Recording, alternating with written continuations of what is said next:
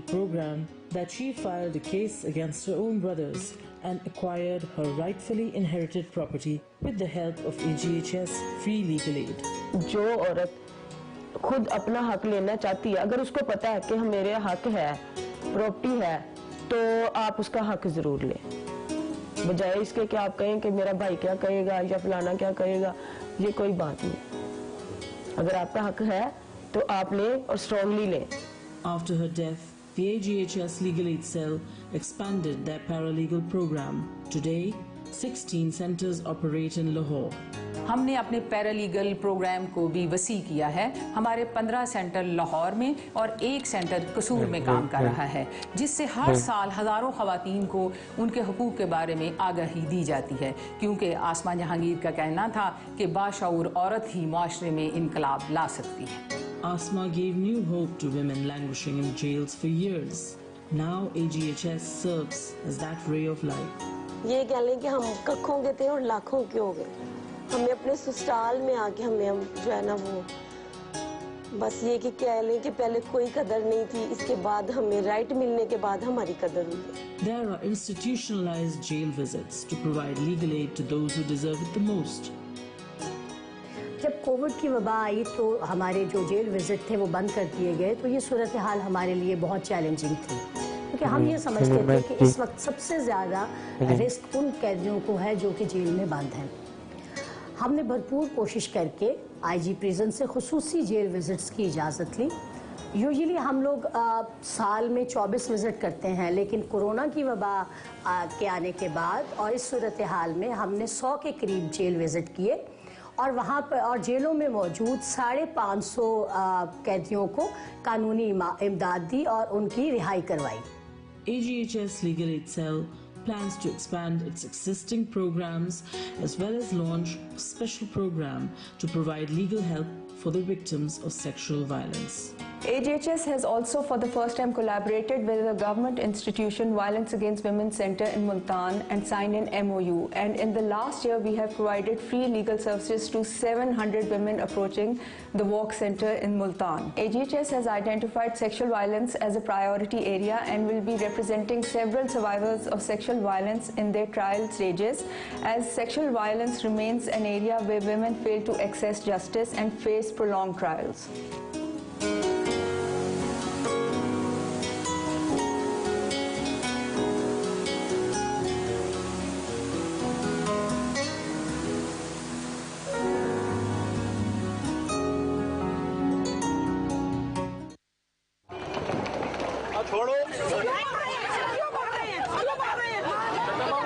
This marathon was for the empowerment of women.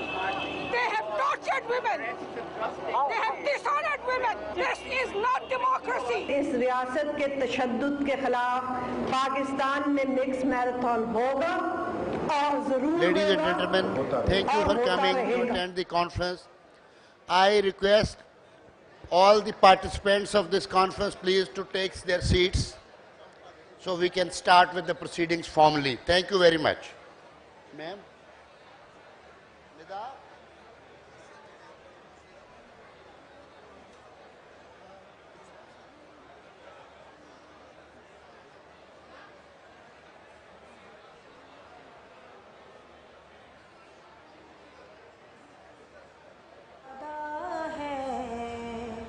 हम देखेंगे जो लौहे अज़ल पे लिखा है, हम देखेंगे जब अर्ज़े खुदा के काबे से सब बुत उठवाए जाएंगे। हम अहले सफ़ा मरदूदे हरम मसनद पे बिठाए जाएंगे, सब ताज उछाले जाएंगे, सब तख्त गिराए जाएंगे। हम देखेंगे, लाजिम है कि हम भी देखेंगे, हम देखेंगे, लाजिम है कि हम भी देखेंगे। हम देखेंगे, लाजिम है कि हम भी देखेंगे। मत समझो हमने बुला दिया, मत समझो हमने बुला दिया, ये मिट्टी तुमको प्यारी थी, ये मिट्टी तुमको प्यारी थी, समझो मिट्टी में सुला दिया।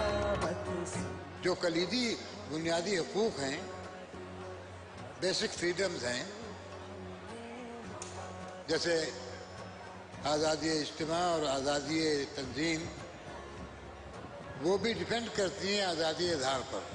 आप कुछ नहीं कर पाएंगे अगर आज़ादी इज़हार ना होगी, क्योंकि इस वक्त सूरत हाल जो है वो ये है कि आप तक सच को पहुंचने नहीं दिया जाता।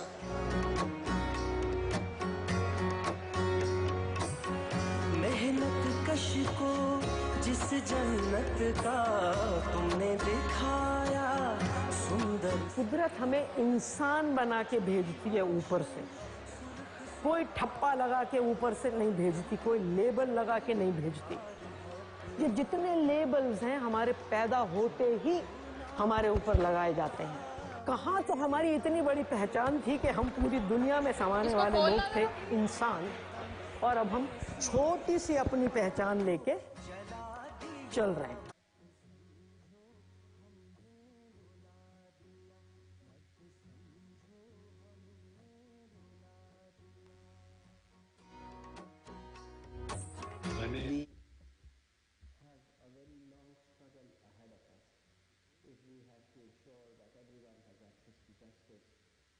to the rights that the Constitution grants to the people of the country, and if we have to make human rights a reality for the people of Pakistan.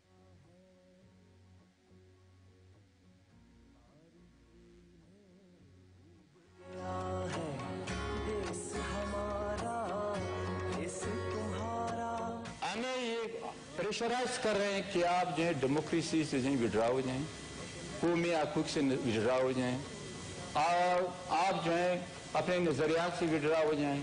आप जो है जो गैर जमहूरी को होते हैं, वो जिस पे आप तनकीद करते हैं, इस पे खामोशी इख्तियार कर लें, आइन की बात छोड़ दे, पार्लियामेंट के बालादस्ती की बात छोड़ दे, जो हम करते हैं उस सब पे जो आप आंखें बंद कर लें। नहीं कर सकता हूँ। हाज़रीन कराम, आप तमाम दोस्तों, ख़वातीन व हज़रात से गुजारिश है कि आप मेहरबानी फरमाकर अपनी अपनी नशिस्तों पर तशरीफ़ रखें।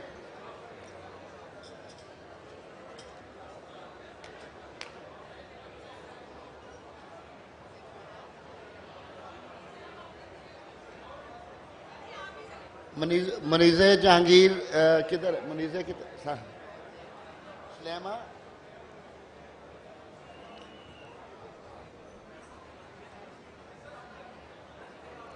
I request to all the participants to please take their seats so we can start the function formally.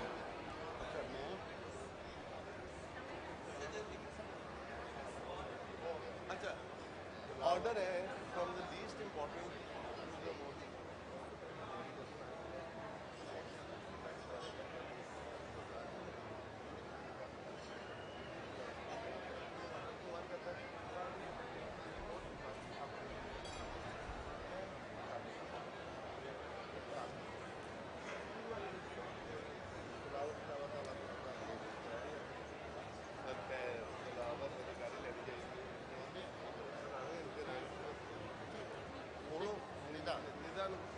Nida, please.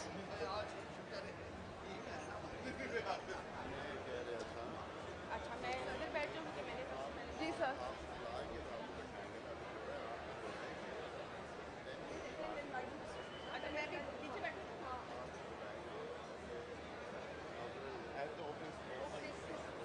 Formally come and open the conference.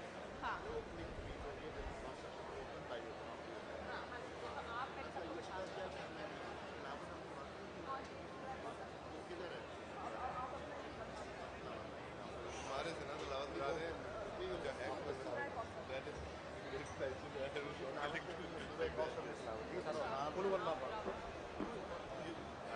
always do this. No,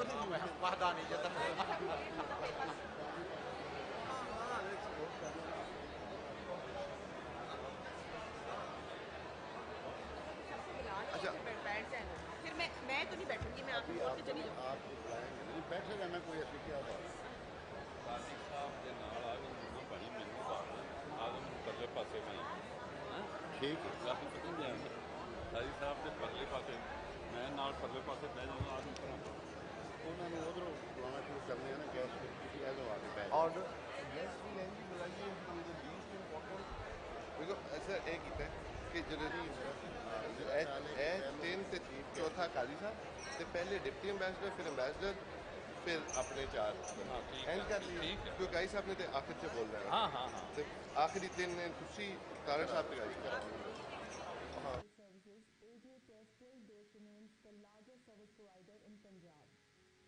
Remembered today as an irreplaceable icon in the field of human rights, Asma Jahangir was among the first in the country to speak out against death penalty, which often proved out due to loopholes in an already weak criminal justice system. The AGHS legal aid cell is helping push forward her legacy by helping prisoners come off the death row. In the last 10 months, AGHS has been instrumental in having 10 prisoners acquitted facing death penalty and several prisoners on facing prolonged incarceration. Inspired by her outspoken and bold attitude to point out violations and give voice to the voiceless, the AGHS legal aid cell formed Pakistan's first human rights digital media outlet, Voicepkdotnet is a unique digital media platform where journalists and lawyers have come together to address human rights abuses against women, children and minorities, and also students, ethnic groups, etc. And on this platform, we have given the victim a voice. Often our stories have been picked up by mainstream media and by very popular shows. Policymakers have taken note of our stories and they have addressed that issue. Asma Jahangir believes that only an empowered woman could bring real change in society. She established a paralegal program to raise awareness among women about their legal rights. One of these women is Halima Sadia, who was so inspired by the AGHS paralegal program that she filed a case against her own brothers and acquired her rightfully inherited property with the help of AGHS free legal aid. जो औरत खुद अपना हक लेना चाहती है, अगर उसको पता है कि मेरे हक है, प्रॉपर्टी है, तो आप उसका हक जरूर लें, बजाय इसके कि आप कहें कि मेरा भाई क्या करेगा या फलाना क्या करेगा, ये कोई बात नहीं। अगर आपका हक है तो आप लें और स्ट्रांगली लें। After her death, the AGHS legal aid cell expanded their paralegal program. Today, 16 centers operate in Lahore. हमने अपने पैरालीगल प्रोग्राम को भी वसी किया है। हमारे 15 सेंटर लाहौर में और 1 सेंटर कसूर में काम कर रहा है, जिससे हर साल हज़ारों ख़वातीन को उनके हुकूक के बारे में आगाही दी जाती है, क्योंकि आसमा जहांगीर का कहना था कि बाशऊर औरत ही माशरे में इनकलाब ला सकती है। Asma gave new hope to women languishing in jails for years. Now AGHS serves as that way of life. ये कहेंगे कि हम कखों के थे और लाखों के हो गए, हमें अपने ससुराल में आके हमें जो है ना वो बस ये कि कह लें कि पहले कोई कदर नहीं थी, इसके बाद हमें राइट मिलने के बाद हमारी कदर हुई। There are institutionalized jail visits to provide legal aid to those who deserve it the most. जब कोविड की वबा आई तो हमारे जो जेल विजिट थे वो बंद कर दिए गए, तो ये सूरत हाल हमारे लिए बहुत चैलेंजिंग थी, क्योंकि हम ये समझते थे कि इस वक्त सबसे ज़्यादा रिस्क उन कैदियों को है जो कि जेल में बंद हैं। हमने भरपूर कोशिश करके IG प्रिजन से खुसूसी जेल विजिट्स की इजाज़त दी। यूजुअली हम लोग साल में 24 विजिट करते हैं, लेकिन कोरोना की वबा के आने के बाद और इस सूरत हाल में हमने 100 के करीब जेल विजिट किए और वहाँ पर और जेलों में मौजूद 550 कैदियों को कानूनी इमदाद दी और उनकी रिहाई करवाई। AGHS legal aid cell plans to expand its existing programs as well as launch a special program to provide legal help for the victims of sexual violence. AGHS has also for the first time collaborated with a government institution Institution Violence Against Women Center in Multan and signed an MOU. And in the last year, we have provided free legal services to 700 women approaching the Walk Center in Multan. AGFS has identified sexual violence as a priority area and will be representing several survivors of sexual violence in their trial stages, as sexual violence remains an area where women fail to access justice and face prolonged trials.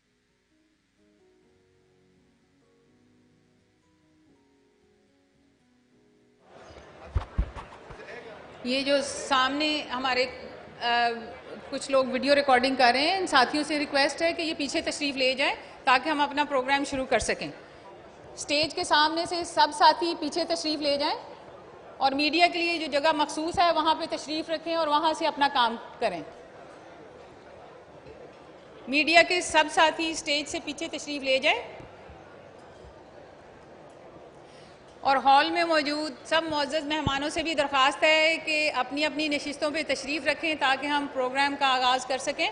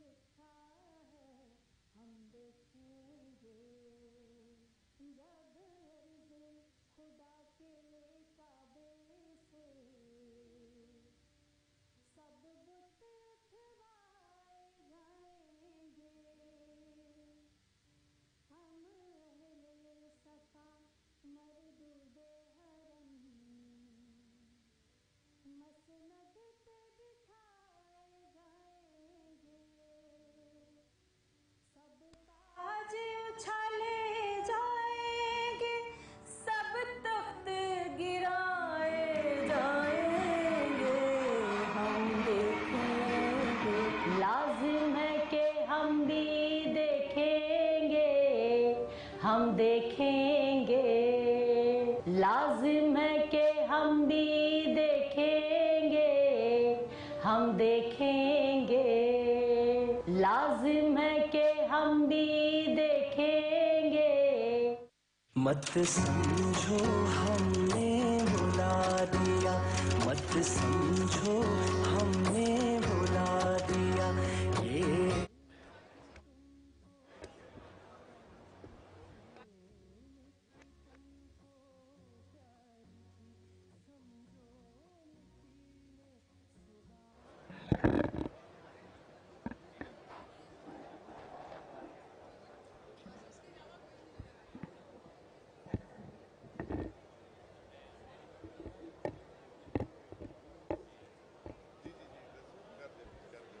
यार इसको सही कर, ये तो फिर उसको band कर देता है यार, ये उसको बैंड कर देता है। ख़वातीन व हज़रात, माइक ऑन। कॉन्फ्रेंस की बाकायदा कार्रवाई का आगाज़ हुआ चाहता है।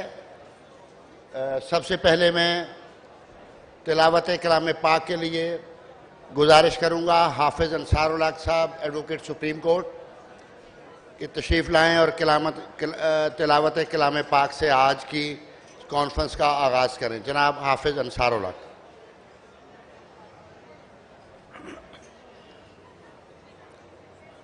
औज़ु बिल्लाहि मिनश शैतानिर रजीम। बिस्मिल्लाहिर रहमानिर रहीम।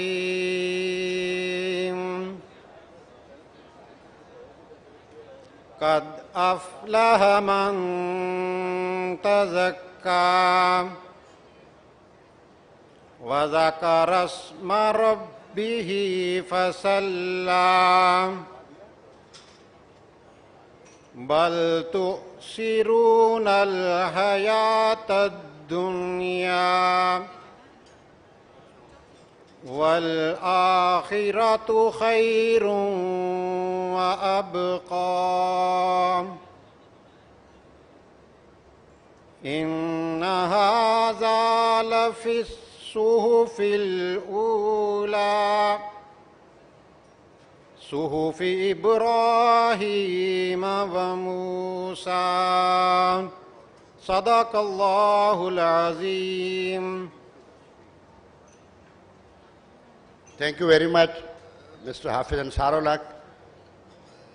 Ye will proceed bilingually so as to communicate in English, Urdu to all the audience. ये आसमा जहांगीर कॉन्फ्रेंस चौथी सालाना आसमा जहांगीर कॉन्फ्रेंस है। हम अपने शुरका, मंदुबीन और दूर दराज से सफ़र करके आने वाले दोस्त, सवात, कोयटा से खुसूसन शेवानी साहब, शेर मोहम्मद साहब और अक्रॉस द कंट्री जितने दोस्त तशरीफ़ लाए हैं, हम उनको वेलकम करते हैं, उनका शुक्रिया अदा करते हैं। और बाकायदा आगाज़ के लिए मैं रिक्वेस्ट करूँगा mister Sarup Ejaz will take over and proceed with the ongoing function. Mister Sarup Ejaz.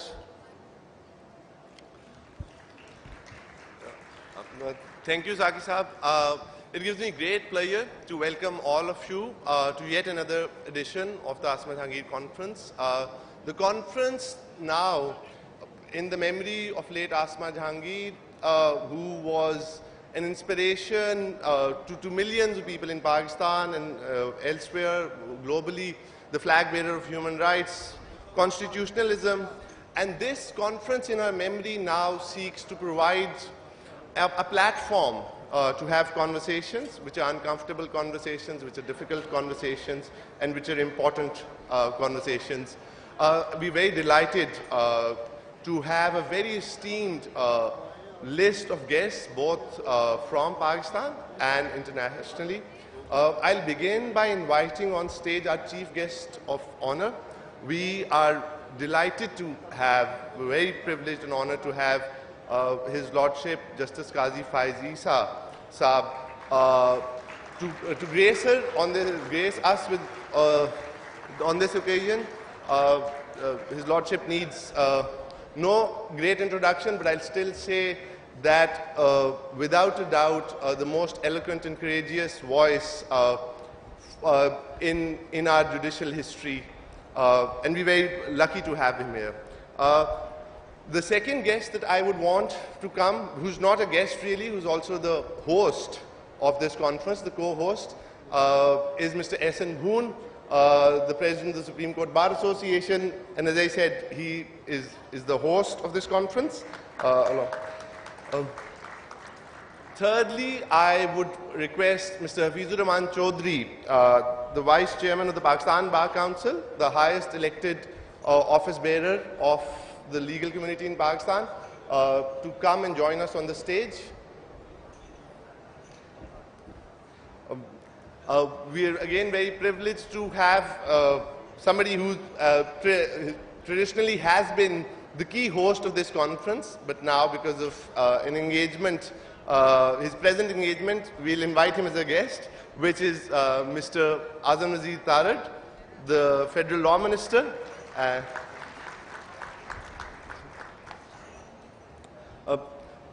We're also very lucky to have very senior diplomats with us, because what this conference seeks to do is, of course, have the international human rights, civil liberty and constitutional discourse converge with the Pakistani context, and for us to learn from other contexts. And we are very grateful for the enduring support that we have had of the diplomatic community. And I would like to have the privilege of the presence of Excellency Dr. Koenka, Ambassador of the European Union to Pakistan.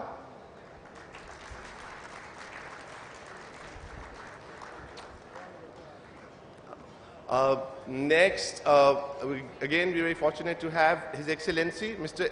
Henrik Persson, the Ambassador of Sweden to Pakistan.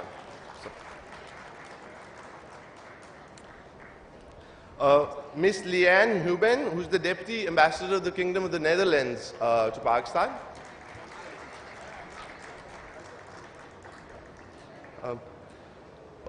We are privileged to have Dr. Pakyaswathi Sarvamotu from Sri Lanka. And if I could request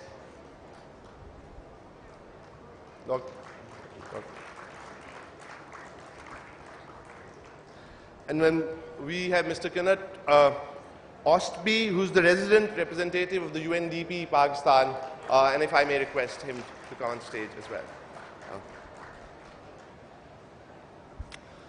To formally begin the conference, to formally kick off the conversation, as it were, I would request Sulema Jahangir, who is a partner at a law firm in London, and is a board member of the Asma Jahangir Foundation. And if I can request Sulema to come and give an opening statement.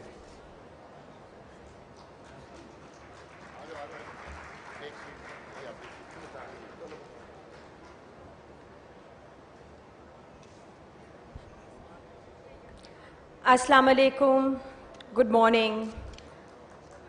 Honorable Justice Qazi Faizisa, honorable judges, respected ambassadors, friends and colleagues, thank you all for being here today, and especially to those who have traveled some distance to be here. Thank you very much. I want to extend a very warm welcome to you to the 4th Asma Jahangir Conference on behalf of us, the organizing team at AGHS Law Firm, the Asma Jahangir Foundation, Pakistan Bar Council, and the Supreme Court Bar Association of Pakistan. Just yesterday, we had the decision disqualifying former Prime Minister Imran Khan, and because of this, we regret that some of the participants have been unable to travel here from Islamabad.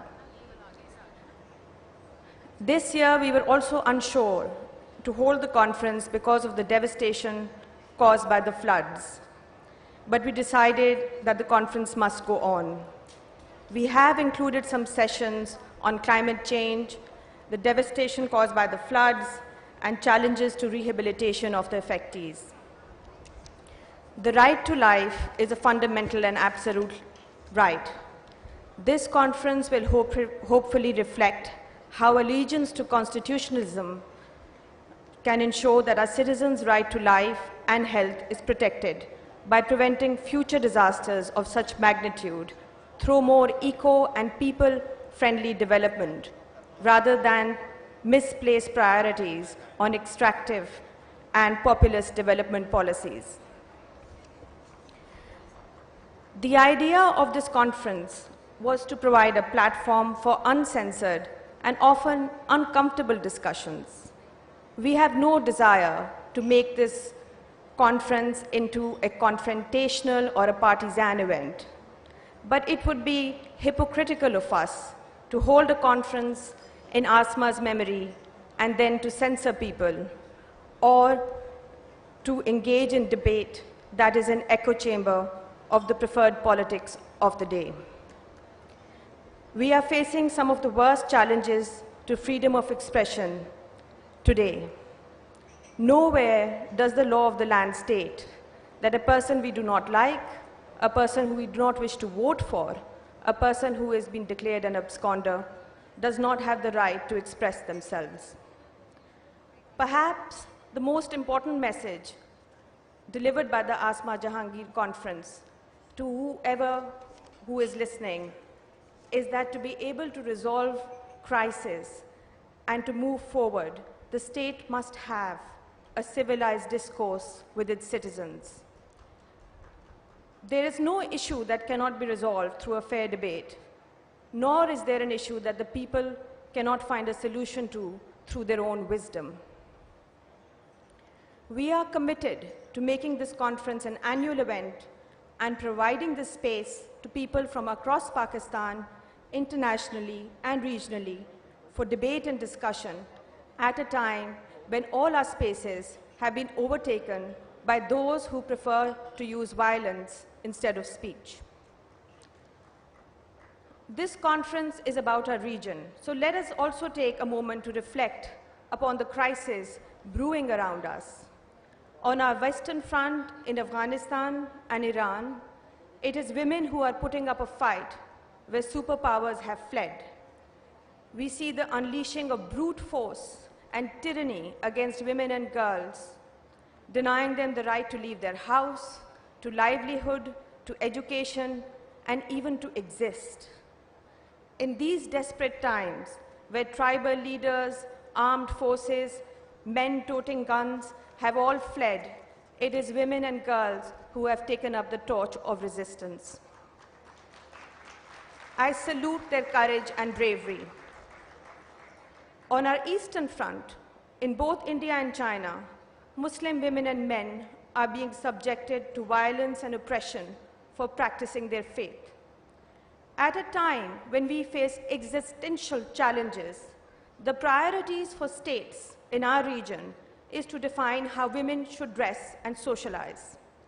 No wonder our sisters in Iran are hacking off their hair, while our sisters in India or China are covering them.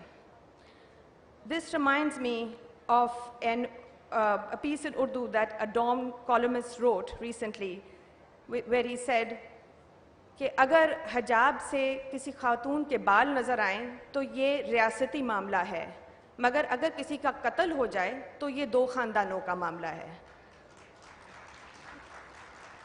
Meaning that the laws are such, and they are so perverse these days, that if you see hair of a woman coming out from her hijab, it becomes a matter of state. But where someone is murdered, it is a matter of two families to resolve.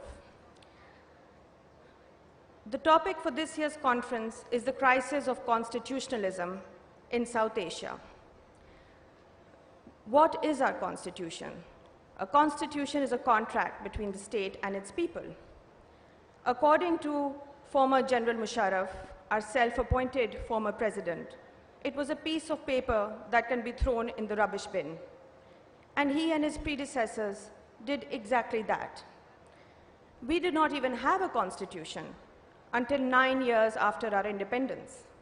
For many in Pakistan, the constitution was confusing, even once it was agreed upon. We didn't know, and probably still don't know, whether we were to be an Islamic state or a secular state, whether Jinnah's vision was to be agreed upon or derided. People were not given the opportunity to make that choice. And in 1971, we lost more than half our country. For a large part of our history, the Constitution has been abrogated. For the remaining parts, hybrid democracies have been in play, with -1 and +1 formulas becoming the drawing room conversations for the upper classes, while the majority of people have been through a downward spiral of disease, poverty, illiteracy, and radicalization. The merry-go-round of elected leaders falling in and out of favor has gone on. Because of this, since 1998, we have had only 3 army chiefs, but 10 prime ministers in office. The judiciary, sadly, has dismally failed to uphold the rule of law. At its worst, it presided over the judicial murder of an elected leader. Judicial members have regularly taken oaths under military dictators to abrogate the Constitution. And later, after 2007, we saw one set of PCO judges deriding a previous set of PCO judges. The state, sadly, has completely failed its people. It is the people who have continued to progress on their own, leaving the state behind and having no expectations from it. Justice is not just interpreting what is written in our statute books, but upholding human dignity and equality. In our statute books, we even have punishments for lashings, for stoning to death and amputation, yet we have not seen such punishments being handed out by the judiciary because they know that it will cause public outrage. In fact, if hands are to be amputated for financial embezzlement, then I reckon that half of Pakistan's upper classes would probably need to be amputated. And possibly, if PICA laws curbing the right to curbing freedom of expression is to be used in the way that it is intended, then we will see many independent voices and journalists behind bars. Asma was firmly democratic in her belief and practice. She did not believe that judges should take oaths under military dictators or pursue an agenda in the civil-military relationship. She did not believe that judges should play favors to certain quarters in pursuing elected leaders who have fallen out of favor. We have seen the mantra of corruption being applied to elected leaders on public perceptions and not based on evidence.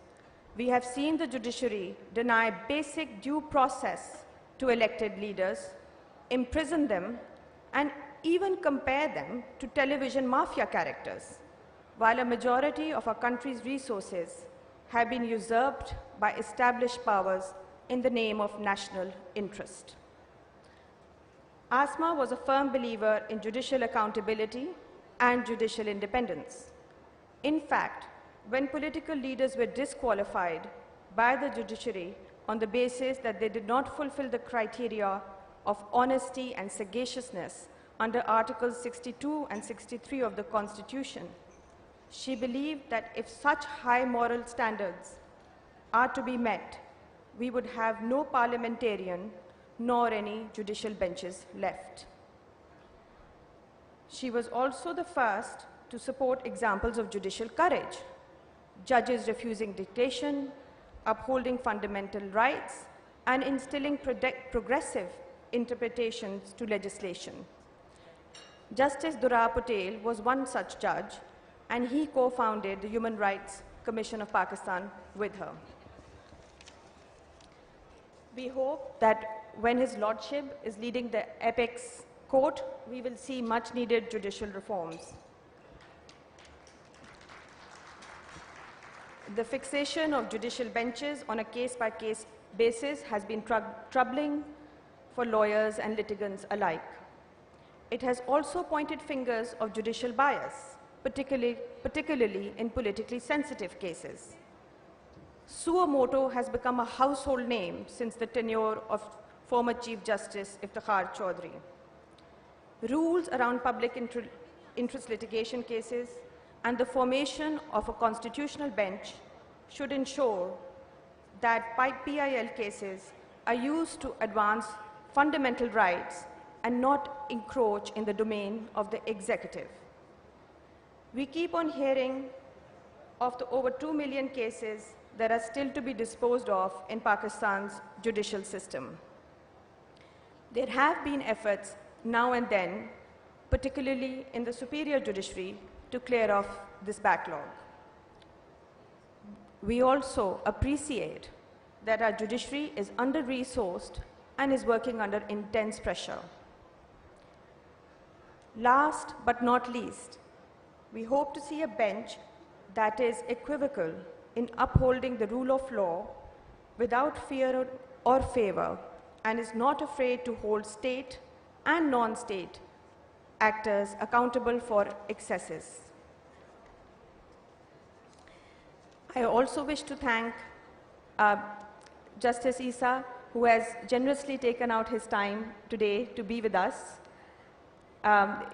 We thank you for the generosity of your spirit and for treating us with the same respect and curiosity that we undoubtedly have for you, and we are most thankful for you to be here today.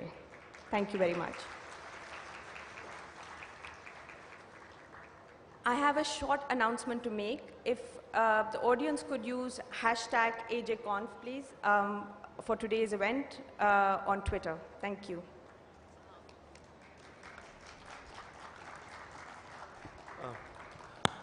Thank you, Sulema. I'm very profoundly sorry for an omission, which is His Excellency Mr. Jose Antonio, the ambassador of Spain to Pakistan, who is here, is one of our most esteemed guests, and is a partner for human rights, civil society in Pakistan in general, and a friend and a supporter of the Asma Jahangir Foundation in particular. His Excellency, if we can have you on the stage, and again my profound regrets for the omission.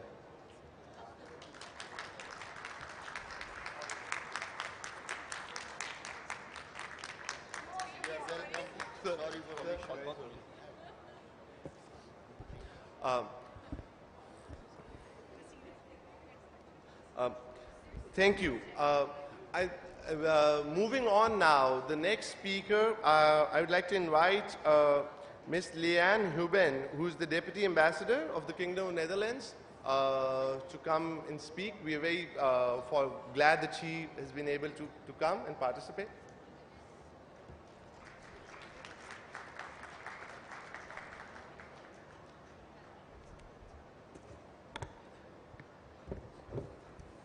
Thank you very much. Excellencies, ladies and gentlemen, I am truly happy to be in this historical and beautiful city for the largest human rights conference of Pakistan. The heart of Pakistan, Lahore, always fascinates me, especially its warm hospitality. This has always been since the first time I visited Lahore 25 years ago.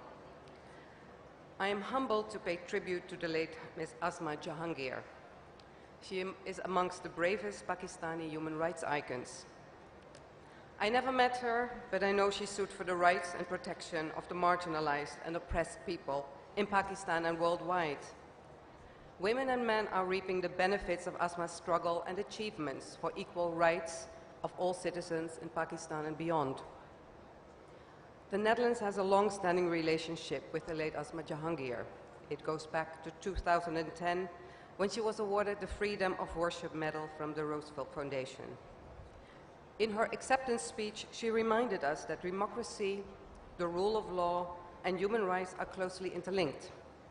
They flourish together or perish one by one. Unfortunately, nowadays it is disturbing to witness democratic backsliding, challenges to the rule of law, and a shrinking civic space, especially for human rights defenders and media around the globe. We must work effectively together to stop this downward spiral.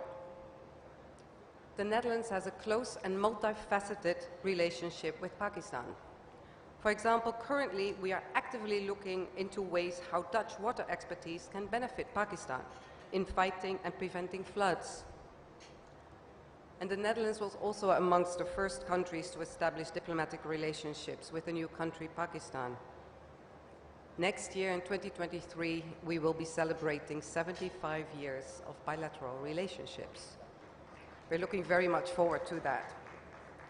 Our partnership with AGAHS Legal Aid Cell dates back to 2019. We firmly support its efforts to improve access to the justice system for women and religious minorities. For the Netherlands, gender equality and respect for human rights are crucial to strengthen democracy and the rule of law. Without a vibrant civil society, flourishing of democracy, and the implementation of rule of law, socio-economic progress cannot be realized. This conference signifies how critical it is to come together and defend human rights collectively. And even if it sometimes feels like we are fighting an uphill battle, giving up is not an option. Together we can, each in our own unique way, continue Asma's unrelenting pursuit of human rights for all. Thank you, and I wish you all an inspiring conference and the best of luck in your such important work. Shukriya.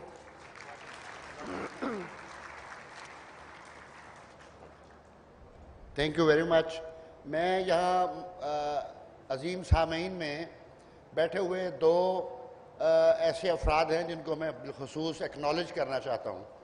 एक तो mister Tahir Jahangir यहाँ तशरीफ़ फरमा हैं, जो मोहतरमा आसमा जहांगीर के husband हैं, और उनका कंट्रीब्यूशन, उनकी कंपेनियनशिप और उनकी स्ट्रगल में जो साथ आसमा जहांगीर के साथ रहा है, मैं उसको बिलखुसूस एक्नॉलेज करता हूँ और मैं सलाम पेश करता हूँ उनकी आज की पार्टिसिपेशन को।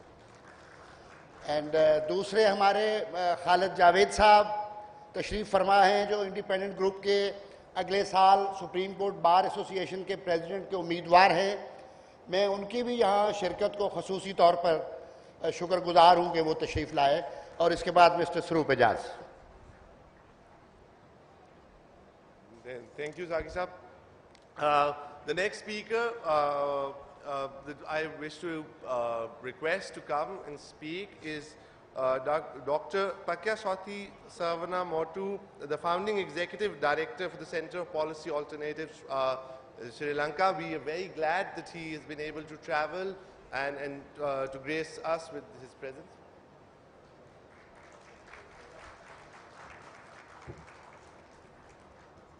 Thank you. Distinguished members of the podium as well as distinguished members of the audience, let me say right at the outset how deeply honored and indeed humbled I am to share a few words with you at this opening session of the Asma Jahangir Commemoration Conference. She was and is an icon of human rights and governance and democracy in South Asia, and I think whilst the challenge to live up to her ideals, to complete her struggle might seem even more immense, we must not give up. I think I was asked to talk about the role of institutions as far as constitutions is concerned, and I was reminded of a remark, well, a statement made by Avishai Margalit in his seminal work, The Decent Society, where he talked about a decent society as well as a civilized society.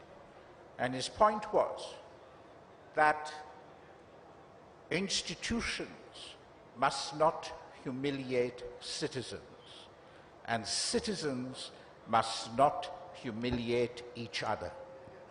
And that, I think, should be the basic core principle of constitutionalism in South Asia, where we have countries of many peoples with many aspirations, who indeed have lived for centuries together without any great contention, but today seem to be on some sort of collision course.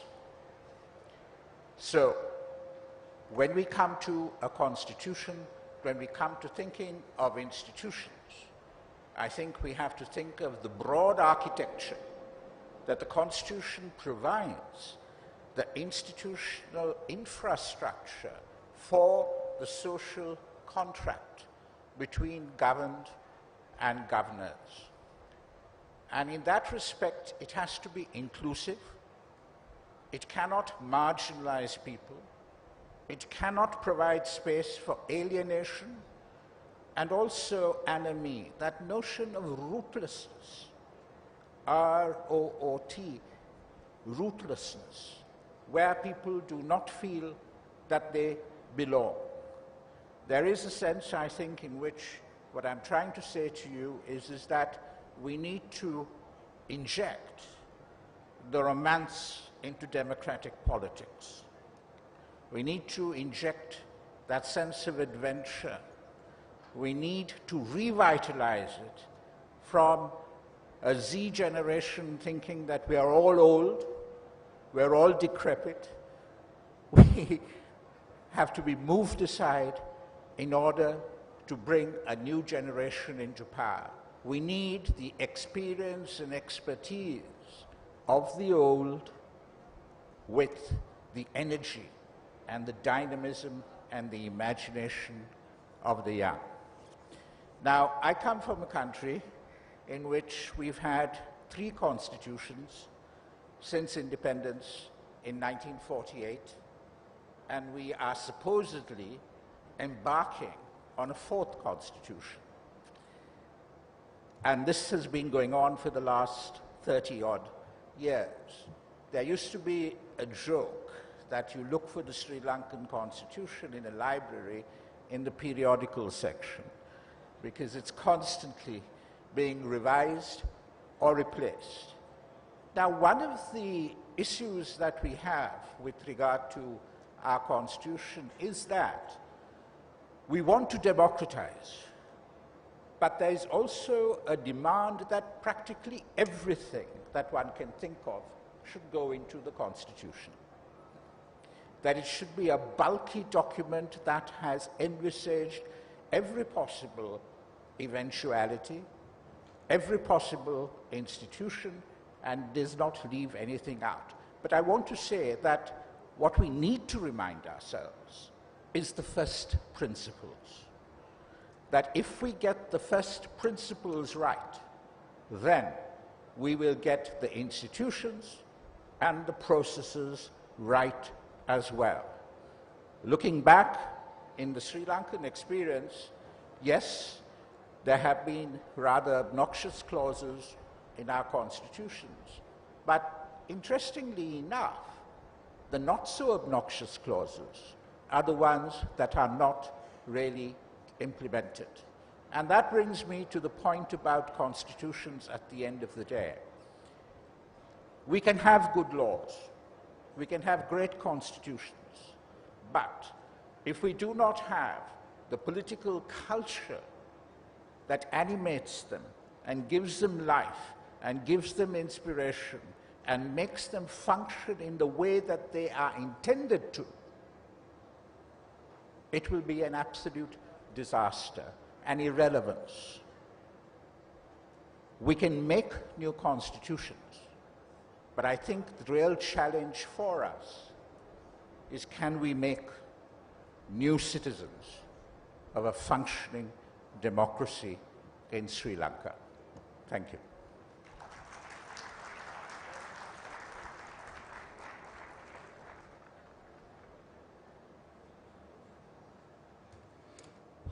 Thank you, Dr. Savanamatu. I think Sri Lanka and Pakistan have much to learn from each other, both in constitutionalism, in politics, and now it seems in several other aspects. Now, the next speaker that I would request is Mr. Kanat Ostaby, who's the resident representative of UNDP Pakistan.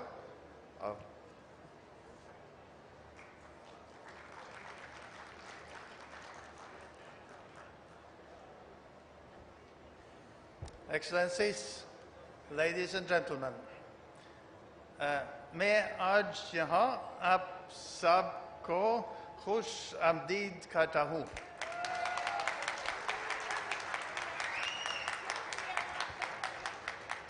यूनिपी चौथी बार आसमा Jahangir conference का हिस्सा है। ये तीसरी बार है जब मैं यहाँ शिरकत कर रहा हूँ। मैं आसमा जहांगीर के काम को आगे बढ़ाने पर इंतजामिया को मुबारकबाद पेश करता हूँ।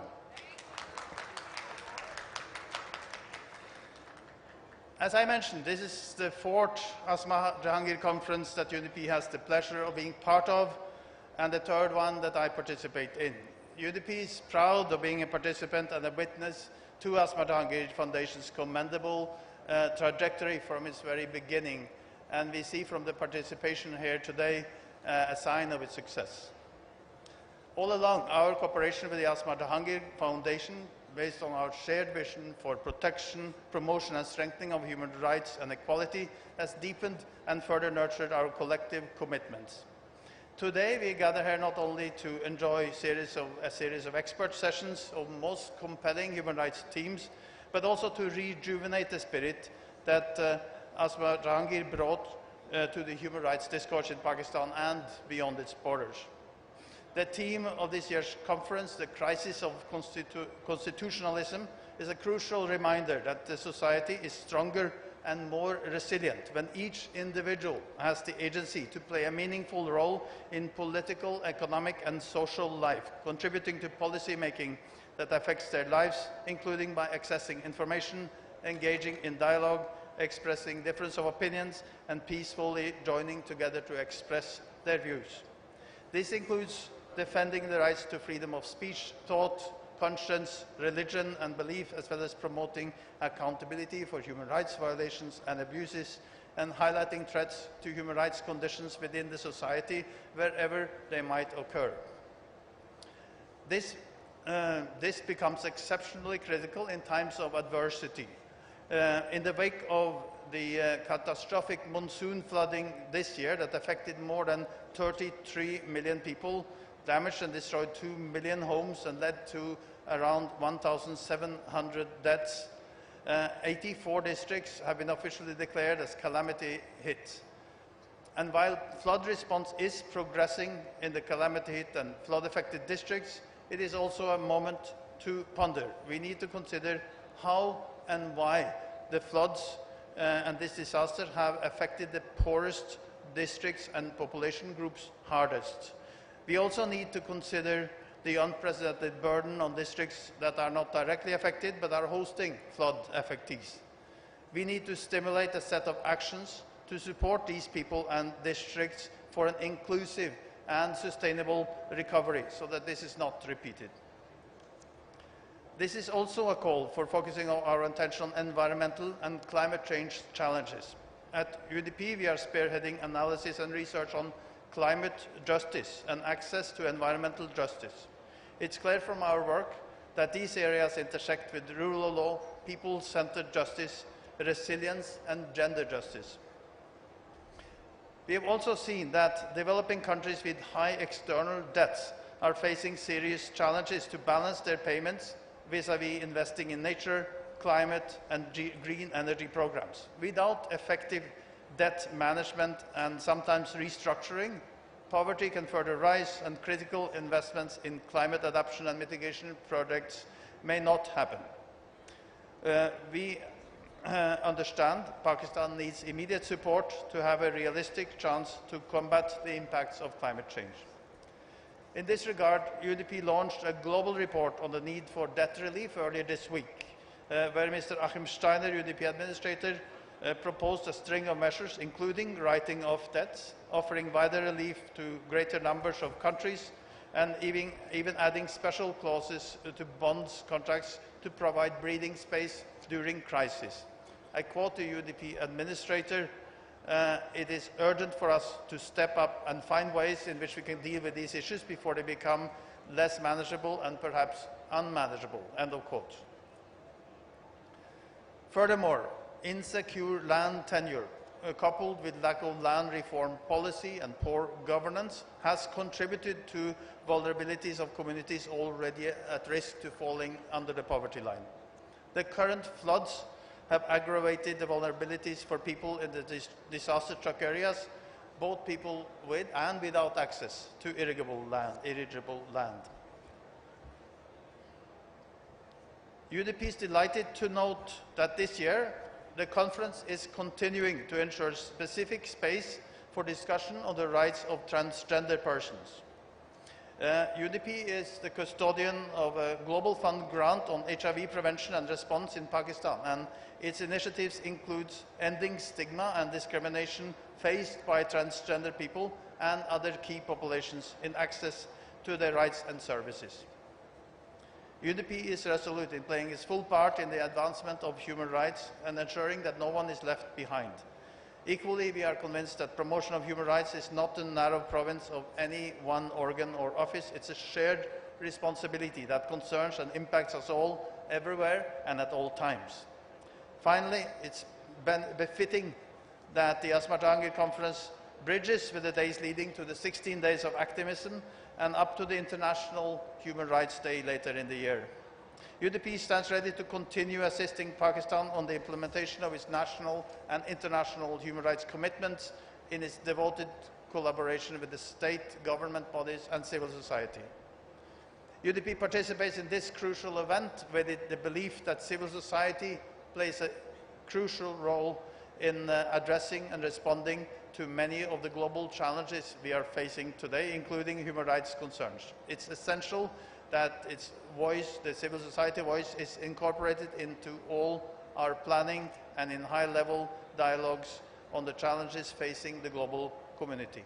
We seek to ensure greater transparency, predictability and inclusivity for NGOs and civil society in our work, and we welcome your efforts to ensure broad and meaningful civil society representation and leadership in Pakistan's development journey.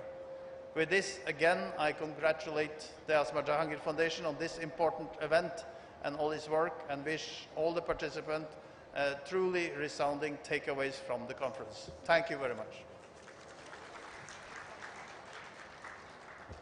I request Mr.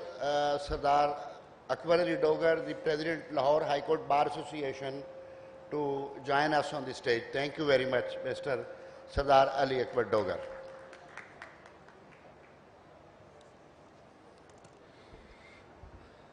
Thank you, Mr. Ostby, and thank you for all the very important work that the UNDP does in Pakistan and globally. The next speaker who I'd request to come and speak is His Excellency Mr. Henrik Persson, who is the Ambassador of Sweden to Pakistan. Sweden has been a long-time friend and ally of human rights, of civil society in Pakistan, and we are delighted to have the Ambassador, His Excellency, joining us today. Thank you very much. Dear esteemed colleagues and friends of Asma Jahangir, I am honored to be here today at the 4th inaugural of the Asma Jahangir Conference, one of the most awaited events of the year. Our close friendship with and strong relationship with Asma Jahangir and her family goes back long in time. Asma dedicated her life to positive change, be it in human, minority, or women's rights, standing bravely by her principles in the face of adversity. Sweden has strongly supported also the conference since its very start, and we remain committed to Asma's inspirational and continual legacy, the proof of which can be seen here in this very room today.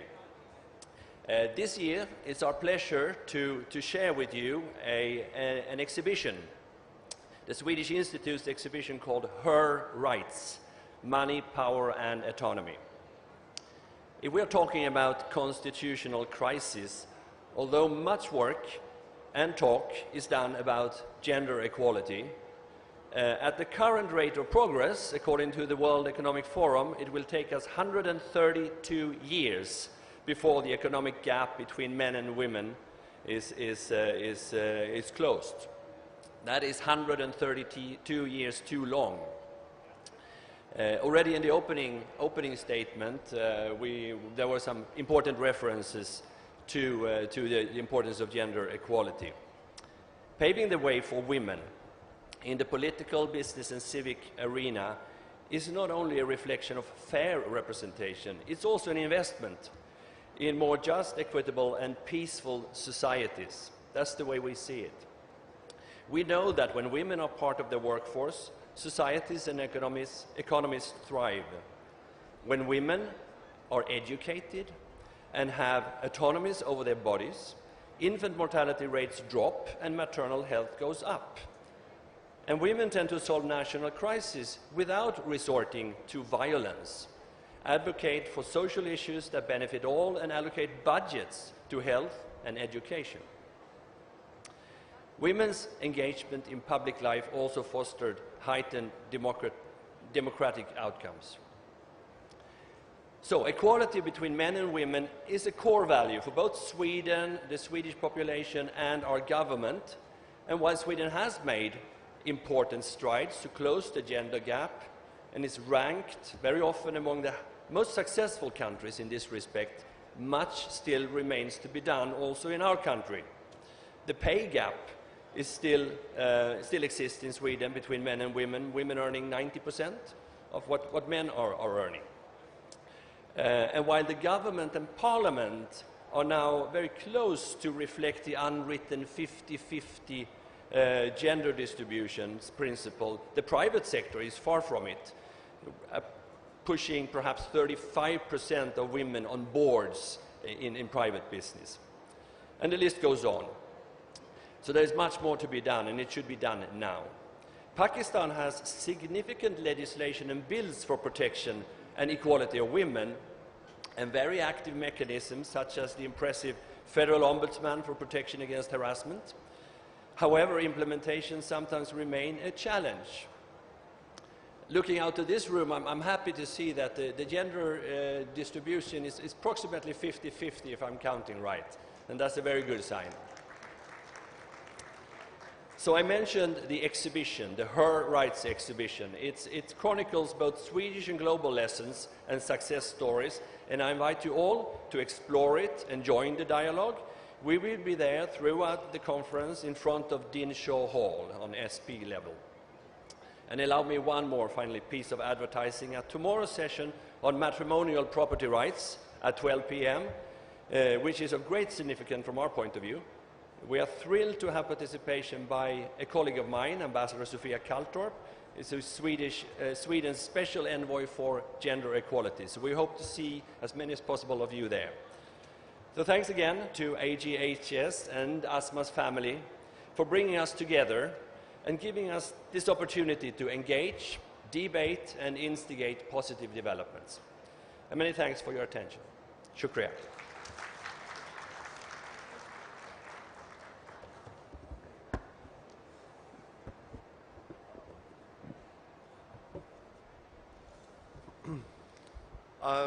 Thank you, Ambassador. The next speaker, I'm delighted to have His Excellency Ambassador Jose Antonio, the Ambassador of Spain to Pakistan. And as I said in the beginning, somebody who has been a great supporter, a friend, a collaborator for the cause of human rights, for civil society, for democracy, and we're very glad to have him here.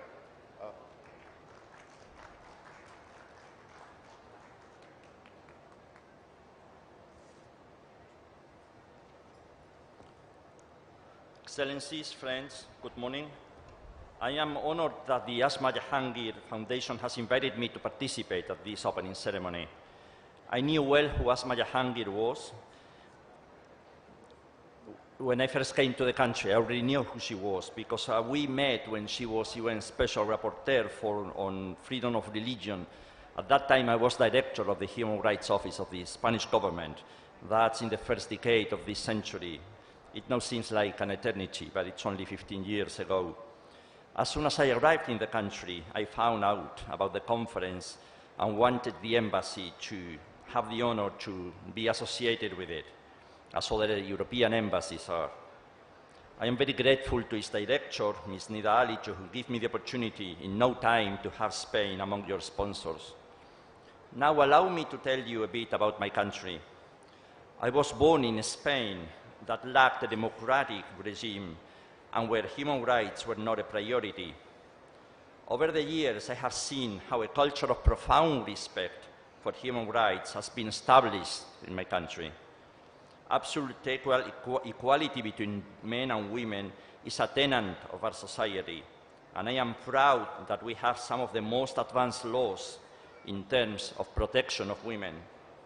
Thanks to that, the number of attacks against my fellow countrywomen is extremely low. Women in Spain can walk the streets at night at ease, knowing the chances of something happening to them are slim.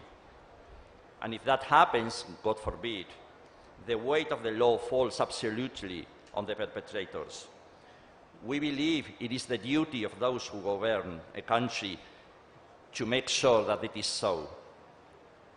Equally protected are sexual minorities and their rights to carry their lives as they wish.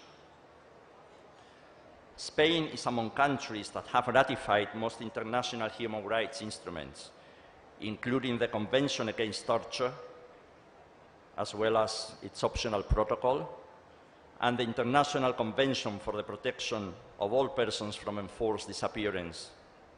We can be proud that the fight in our country against the most despicable terrorist movement we suffered for decades was carried out within the limits of the state of law and the framework established by those conventions.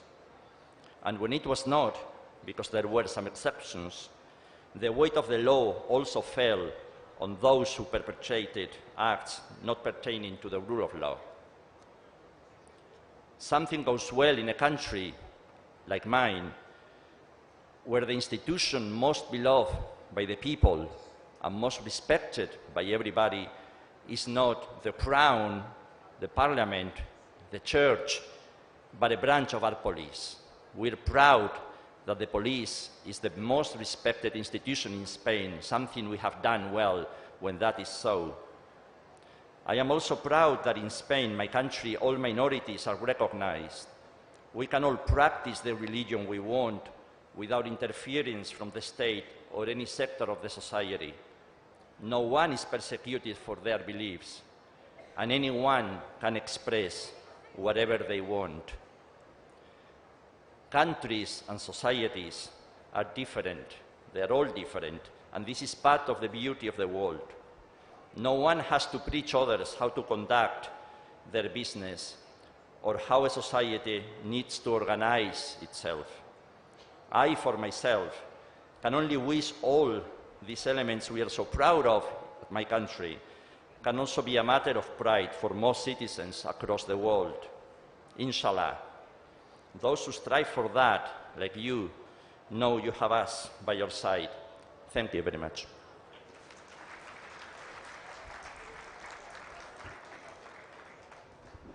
Thank you, Ambassador. Our final diplomatic guest for this session is someone who is very important as an ally for human rights, for civil society, for free expression, for labor rights, and now, as Pakistan, large parts of the country are seeing devastation with floods, as an ally in rehabilitation, resettlement, and assistance. So the final guest, the diplomatic guest, is Her Excellency Dr. Reena Koyenka, the Ambassador of the European Union to Pakistan.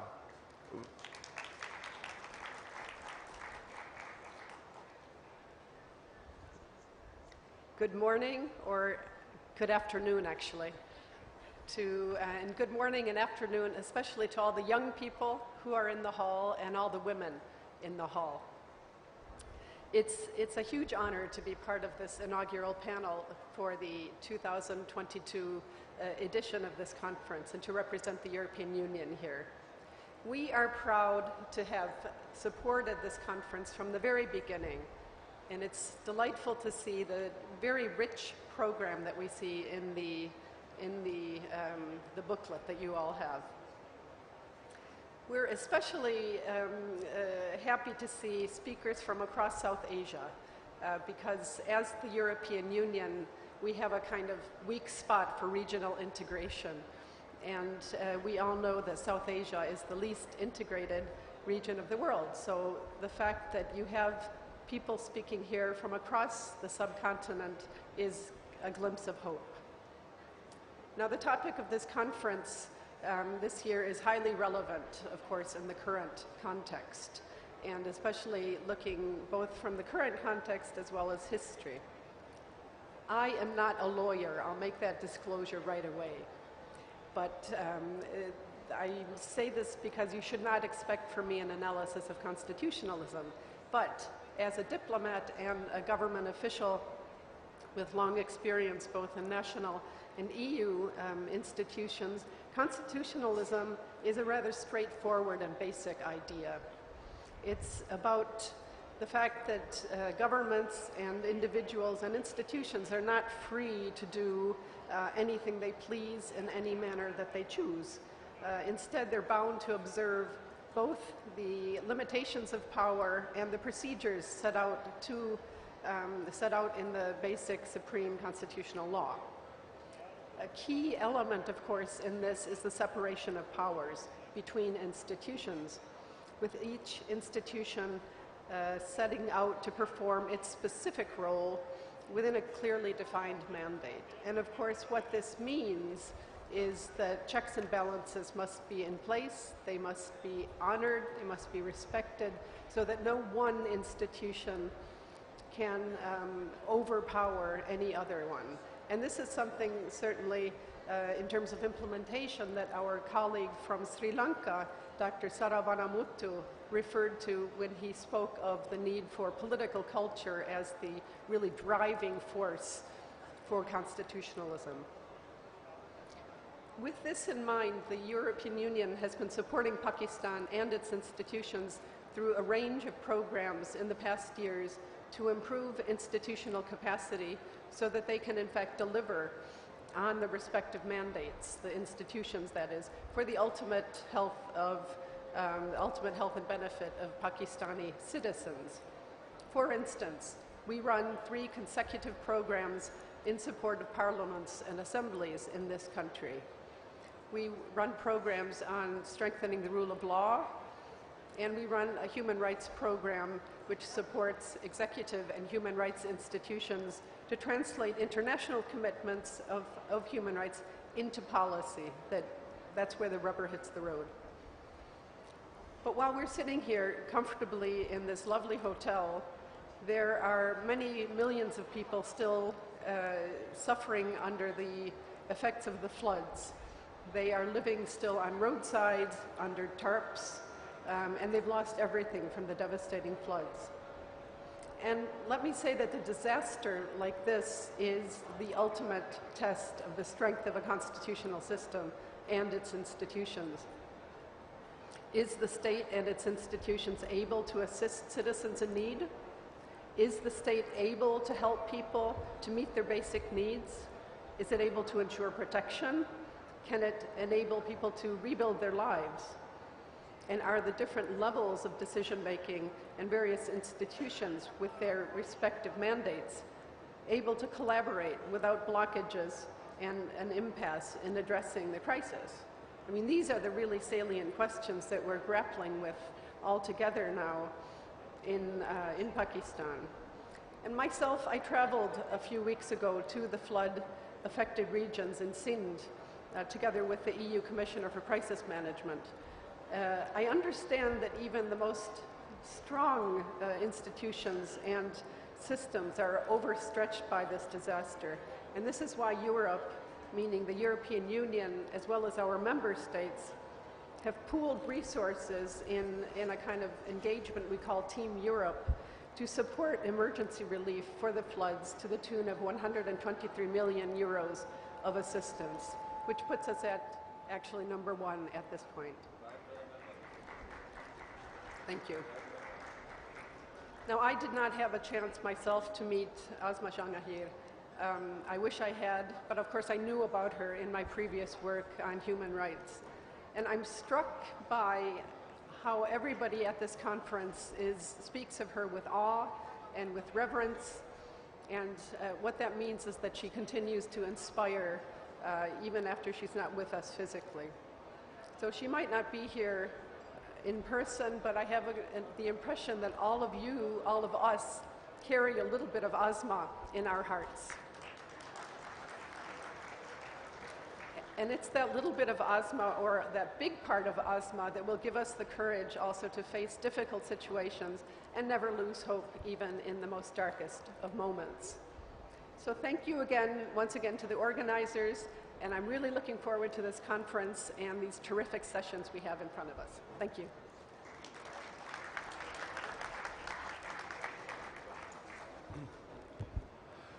Thank you, Ambassador. And once again, as the Ambassador said, as we speak, there is about 1/3 of the country which faces great devastation. And some of the conversations which happen in this conference on environment, on resettlement, on rehabilitation, will seek to contribute at a time of a great crisis. The next speaker that I'll invite to come and speak is Mr. Hafizur Rahman Chaudhary, who is the Vice Chairman of the Pakistan Bar Council. That's the highest elected lawyer office in the country. So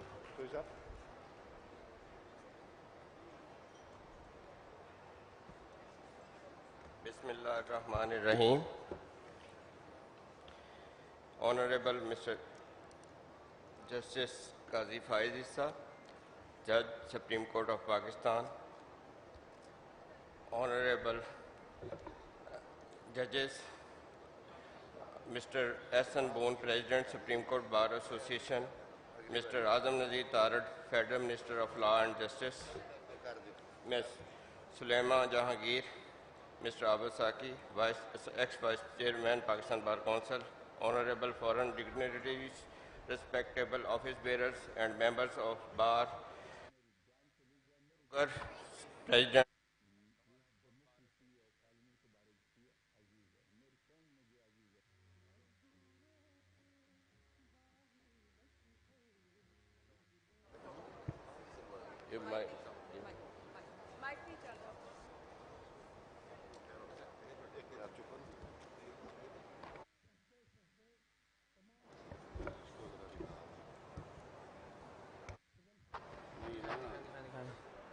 Hello.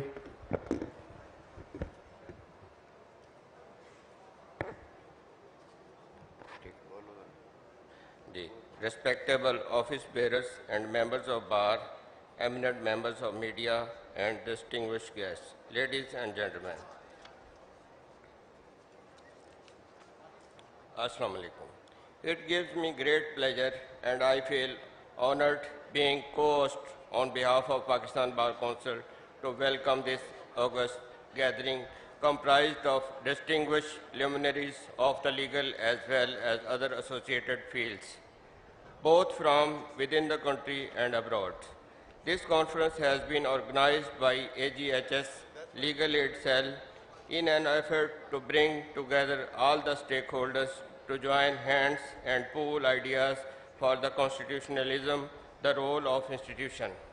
Today on 4th Asma Jahangir Conference, I would like to appreciate the services of AGHS Legal Aid Cell for providing free legal assistance to marginalized and vulnerable people, including women, children, prisoners, religious minorities, suffering persecution, people on death row, and landless farmers. I would also take opportunity to memorize legendary leader Madam Asma Jahangir and pay my gratitude to the extensive efforts she made towards the supremacy of Constitution, rule of law, independence of institutions, safeguarding and enforcement of fundamental rights, and fighting the rights of people coming from the deserving classes of the society. It is optimistic to take this opportunity today of sharing my views not only on different aspects of the law and its implementation, but also on the topic of constitutionalism, the role of institution. Ladies and gentlemen, our nation is striving for a better and more prosperous Pakistan. We too are determined to contribute our share towards the supremacy of Constitution and development of our beloved country. We can do this ensuring the efficient, efficacious and expeditious justice delivery system. We believe that the foundation of a prosperous nation lies the provisions of equal opportunities and with strong underpinning of rule of law. It would not be out of place to say that the content and extent of the reforms being spearheaded are wholly in accord with the overall strategy and the supremacy of Constitution. Ladies and gentlemen, a constitutional crisis is a problem or conflict in the functions of a government and the political constitution, or other fundamental governing law is perceived to be unable to resolve. Apart from the constitutional history of Pakistan, a political constitutional crisis emerged in Pakistan when on 3rd April 2022, National Assembly Deputy Speaker dismissed a no-confidence motion against Prime Minister during a session in which it was expected to be taken up for a vote, alleging that a foreign country's involvement. However, Supreme Court of Pakistan played its determining role and enforced the constitutionalism. Ladies and gentlemen, administration of justice play a key role in the prosperity of a nation. It allows a nation and its citizens to enjoy the fruit of economic growth. History teaches us that the future is always uncertain. Discontinuities cannot be foreseen. It must say that the Constitution of Islamic Republic of Pakistan 1973 ensures speedy and inexpensive justice to its citizens. In light of the constitutional imperative, it is the responsibility of state institutions to work in collaboration to achieve the ultimate objective of the Constitution of Pakistan. Till now, 26 amendments have been introduced in our Constitution of 1973, which bears testimony of the fact that the Pakistan is undergoing major reforms in the legislative field. Ladies and gentlemen, I will like to say that we must ask ourselves, are we as a nation prepared to protect fundamental rights of citizens? Unless we revamp and reform our justice delivery system, we will not be able to realize the dreams of our founders. I have always maintained that the right to life granted in the Constitution does not merely mean the right to live, but in fact it is the right to live with dignity and to enjoy a certain standard of living.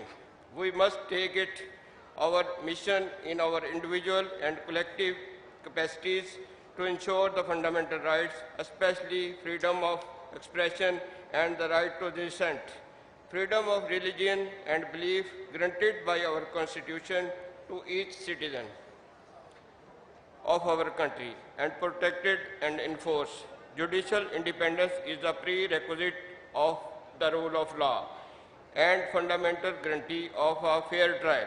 Judges must uphold and exemplify the principles of judicial independence in both their individual and institutional capacities.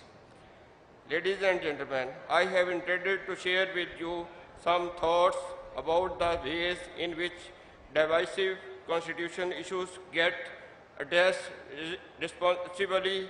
In my view, outside of the courts, to be sure, the courts, particularly with judges as skilled, disciplined, and honorable as judges who have served as indispensable institution for implementing and clarifying the meaning of the Constitution in an important range of cases. But it would be disgrace, even perhaps crisis, I suggest if we were to fail to recognize that the Constitution's continued viability requires the respect and adherence of all those institutions and actions in whom it was responsibility, including each of us.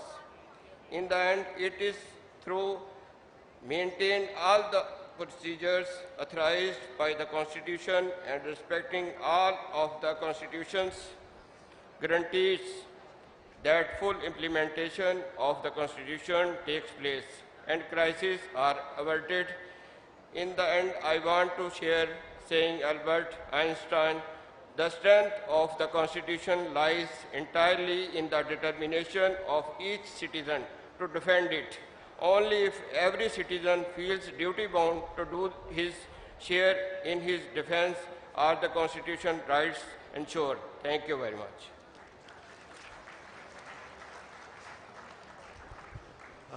Thank you, Joy Saab. I think something that I should mention, because it has come up in many speakers' points, which is that this conference is primarily about the women. Specifically, I mean, maybe generally about all women in Pakistan, but because of the topic of constitutionalism, about women lawyers, and we're very heartened to see, and I want to acknowledge the presence of large numbers of women lawyers, which are too many to name. I see Sabahat Rizvi, who's seeks to be a candidate, seeks to be the secretary of the Lahore High Court Bar, the first woman secretary in 150 years, and several others. So we're very heartened to see that. The next speaker is actually a host of this conference. This conference is co-hosted by Asma Jahangir Foundation, the AGHSL, and the Supreme Court Bar Association. The next speaker is Mr. S.N. Bhoon, the President of the Supreme Court Bar Association, a lifelong friend of Asma Jahangir, a leader of the lawyer community, an elder brother to me, and many others here, and we are absolutely delighted to have him. Thank you, Sroop. Sorry, I don't have the paper to read, but I would like to express my feelings with regard to Asma as well as my friends.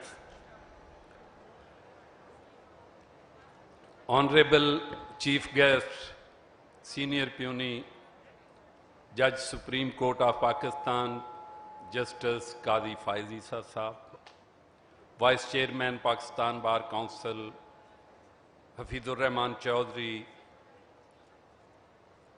Federal Law and Justice Minister Janab Azam Nadeeb Tarat, Honorable Members on Presidium, Excellencies, Dignitaries, Diplomats, Politicians, students, bar leaders all over the country, members of the civil society, human rights activists. I am grateful to all ladies and gentlemen. You have graced this occasion for Asma Jahangir to keep her ideas alive for all time to come, as she was a symbol of confrontation, she was a symbol of resistance, and she will remain in our hearts till the time we survive.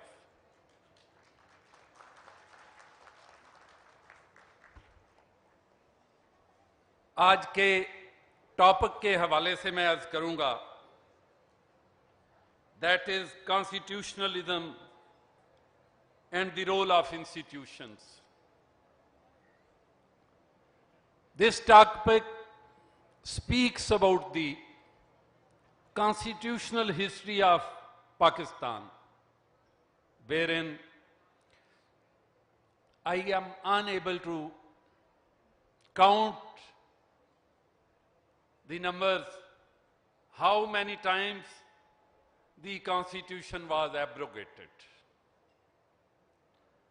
how many times the democratic institutions were trampled, and what were the causes of all this. उस हवाले से मैं ये जरूर अर्ज करूंगा, इसमें हमारी पॉलिटिकल पार्टीज के वेस्टेड इंटरेस्ट, इक्तदार की हवस, इसी तरह हमारी जुडिशरी का नजरिया जरूरत, और उसके नतीजे में हमारी अस्करी कुव्वत की इंक्रोचमेंट और अपने दिए गए दायरा इख्तियार से बाहर निकल के इंसानी हकूक की पामाली, इसका तमाम कॉन्स्टिट्यूशनल क्राइसिस का सबब बनी। और इन्हीं चीजों को देखते हुए I would request to on the honourable politicians, all the organs of the country, the institutions, they should sit together and chalk out a policy and strategy. The country is being run by the people, with the will of the people, by their chosen representatives. लेकिन unfortunately, we have seen कि आज हम फिर एक crisis से गुजर रहे हैं। हम ना अपनी सुप्रीम कोर्ट की जजमेंट्स को मानने के लिए तैयार हैं। अगर हमारे फायदे के लिए है तो हम उसको मान लेते हैं, अगर हमारे खिलाफ जाती है तो हम नहीं मानते। हम एक इंतशार की सूरत हाल से गुजर रहे हैं। और मैं ये बात इसलिए करना चाह रहा हूं कि आज ख्वातीनो हजरात, फॉरेन डिग्निटरीज और मेरे मुस्तकबिल के तमाम तालिब इल्म और यंग जनरेशन मौजूद है। और हमने अपनी यंग जनरेशन को फ्यूचर के लिए जो लीड देनी है, हमने एक मुस्तहकम पाकिस्तान, एक मुस्तहकम आईन, एक मुस्तहकम डेमोक्रेटिक सिस्टम की बुनियाद रखनी है। मैं बहैसियत president of supreme court bar association ये अर्ज करना चाहता हूं कि मोहतरमा आसमा जहांगीर के दिए हुए उस रास्ते पे चलते हुए आपने देखा supreme court bar association filed A petition before the honourable supreme court for the enforcement of Article 95 of the Constitution, and in consequence whereof a democratic process which pertains to vote of no confidence that was enforced, and in consequence of that democratic process the government was changed। क्या हम नहीं चाहते कि इस मुल्क में आईन और कानून की बालादस्ती हो, आईन की सुपरमेसी हो, कानून की अमलदारी हो? हमें मानना चाहिए when we have the majority we have the authority to rule, but when we lose the majority we must admit that the other party must be given। This is the only way कि आप respect करो अपने mandate को और आप opposition के mandate को respect करो। बट अनफॉर्चुनेटली यहां पे एक इंतशार की सूरत हाल पैदा की जा रही है। And we believe in the supremacy of the constitution and rule of law. और इसीलिए मैं हमेशा ये कहता हूं कि mere on the basis of certain protests, certain mobs, we cannot change the whole legal system। We should not be scared that one comes with hundreds or thousands of people। The honorable judges must adhere to the provisions of the Constitution। They should not be scared from the mob। क्योंकि मैं ये समझता हूं कि मेरी ये जो young generation मेरे सामने बैठी हुई है, इनको सिर्फ हमने जल्द से जलूस का दर्स नहीं देना, इनको हमने रूल ऑफ लॉ की बात सिखानी है। आप हमारा मुस्तकबिल हो, आप चाहते हो कि इस मुल्क में इंतशार पैदा हो, आप चाहते हो यहां आईन को बार बार तोड़ा जाए, यहां आप चाहते हो कि यहां डेमोक्रेटिक रूल्स को नाम को पामाल किया जाए? मैं समझता हूं the answer is no.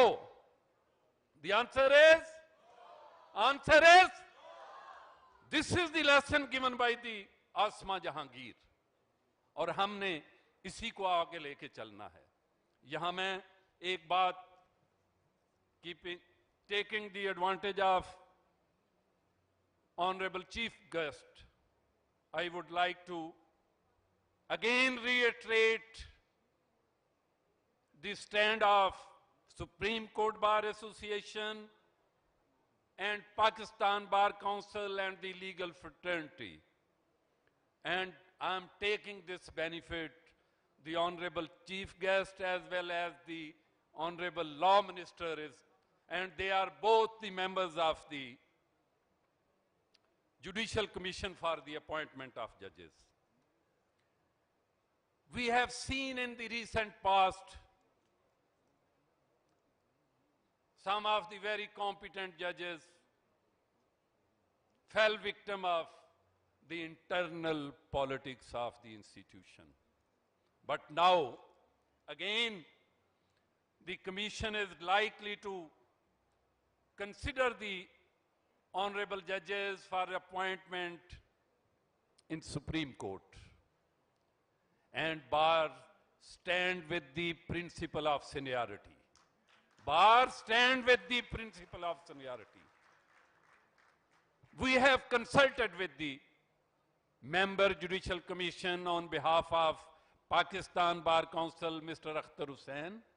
We have discussed the whole matter threadbare, and we have given instructions with consensus that out of the 4 candidates, only one is the senior Chief Justice, that is Justice Athar Manila, and we endorse only Athar Manila, and we disapprove rest of the 3 candidates. So, I think, keeping in view this request of the Bar, Honorable Commission will consider all these things. Similarly, I would like to explain about the 26 amendments. We, being a student of politics and history, we have seen the only one dictator whose name was Ziaul Haq. He just through one amendment destroyed and dismantled the whole Constitution. And that, through that amendment, we are still bleeding and suffering. We are still bleeding and suffering. You just see, he imported this 62(1)(f) and similar so many articles, and whereby so many politicians have been put to graveyard for all time to come. And there is a judgment by the Honorable Justice Qazi Faiz Isa to consider this matter by the full court. I would like to explain about my another petition before the Honorable Supreme Court. That is with regard to Article 63A. After the petition on enforcement of Article 95, another petition came from the presidency to answer a reference whereby Article 63 of the Constitution has been interpreted absolutely in wrong way. And in my humble view, the Constitution is not only abrogated by the people who are in brown uniform. Sometime the provisions of the Constitution have been abrogated under the garb of interpretation of law. And this was done by the honorable judges. And similar is the position with regard to the interpretation of Article 63A, whereby certain things have been imported in the Constitution. And this is the principle of interpretation. No word can be imported and no word can be deleted from the Constitution, but in the present interpretation. And that's why we went before the Honorable Court and we requested there should be a full court. But for the reasons best known to the Honorable Chief Justice, only out of 12 or 13, 4 or 5 judges are holding the field. And all this can be seen. But we hope for the better future. Inshallah, by the grace of Almighty, our senior peony, Mr. Justice Qazi Faiz Isa, will take and all these matters which are suggestions of the bar with regard to the constitution of benches, with regard to the constitutional matters, he will work for the posterity. He will work for the posterity, we hope for the best. So, इन्हीं गुजारिशात के साथ, इन्हीं ख्यालात के साथ मैं शुक्रगुजार हूं. I am so grateful to all the people who have gathered here all over the country from the foreign jurisdictions to share their views and to share the memories and the path given by Asma Jahangir. I am also grateful for the lower judiciary sessions Judge Lahore, Mr. Tanveer Akbar, and the honorable judges of lower judiciary who are here. So, इन्हीं गुजारिशात के साथ मैं दोबारा तमाम का और अपनी पूरी की पूरी executive committee, the elected members of the Supreme Court Bar Association, the whole executive is present here. I am grateful to them. They are all here being co-hosts of the two-day conference. With all these marks, I am so grateful and thankful to all the participants. Thank you.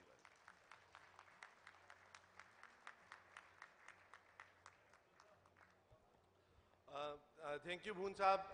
Bhoon Saab, of course, speaks as always with great force and eloquence. So I thank him for his views. The next speaker, who would have been a host of this conference and has been a host of this conference, but this time is on the other side as a guest, very temporarily, is Mr. Azam Nazir Tarad, the Federal Law Minister, and we are delighted to have him here. Mr. Azam Nazir Tarad.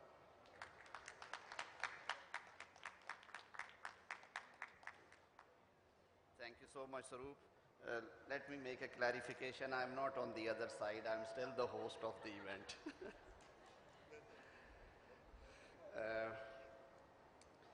Honorable Justice Qazi Faizi Sir, Mr. Hassan Bhoon, President, Supreme Court Bar Association, Mr. Hafizur Rahman Chaudhry, Vice Chairman, Pakistan Bar Council, Excellencies, the members of the Presidium,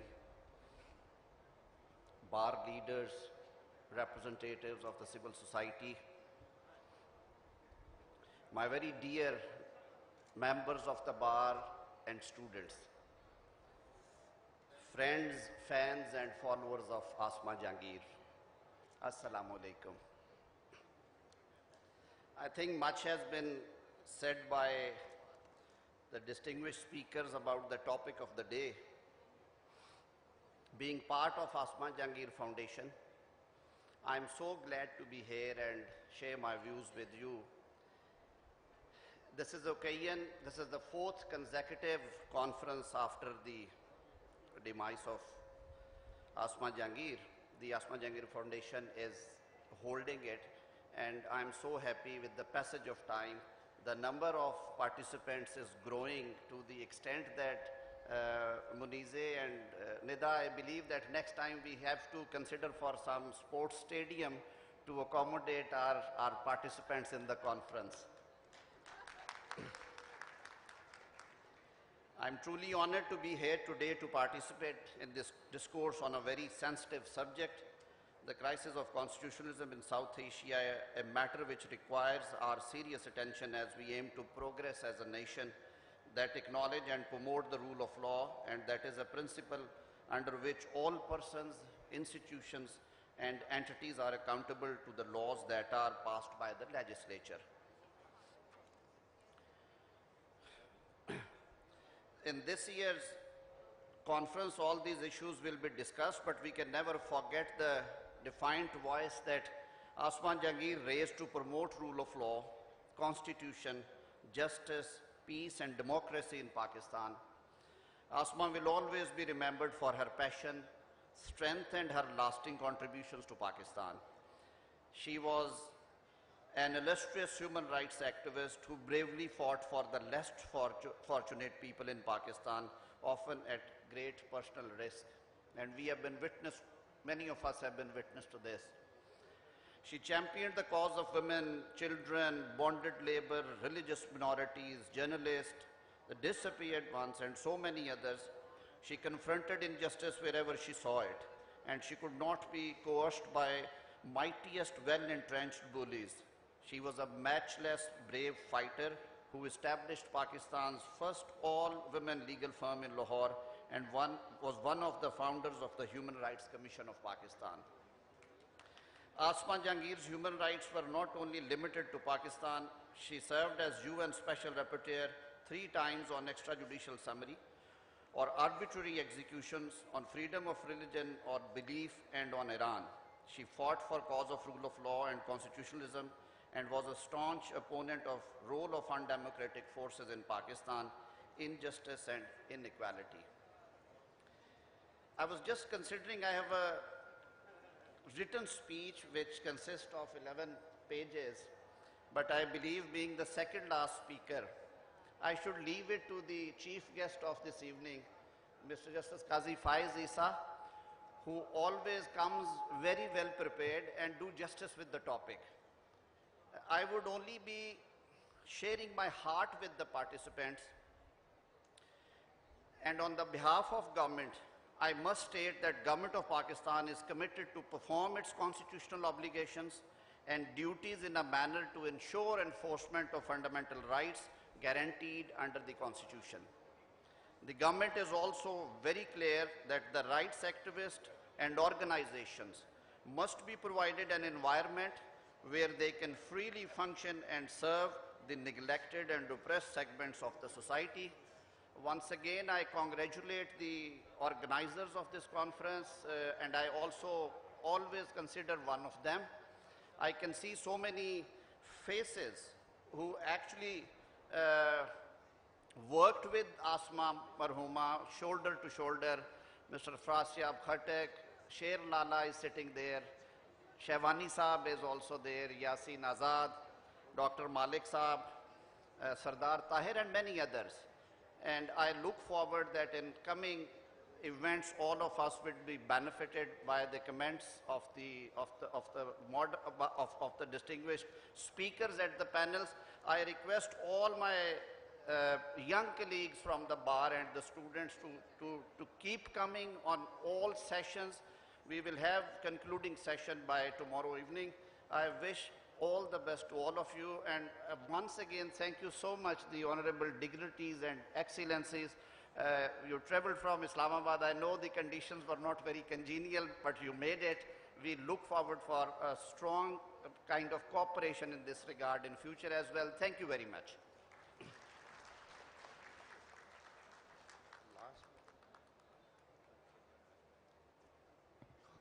काबिल-ए-साद एहतराम ख़वातीन व हज़रात, इससे पहले कि सरूप एजाज साहब chief guest जनाब justice काजी फ़ायज़ ईसा साहब को दावत ख़ताब दें, मैं एक दरख्वास्त करना चाहता हूँ।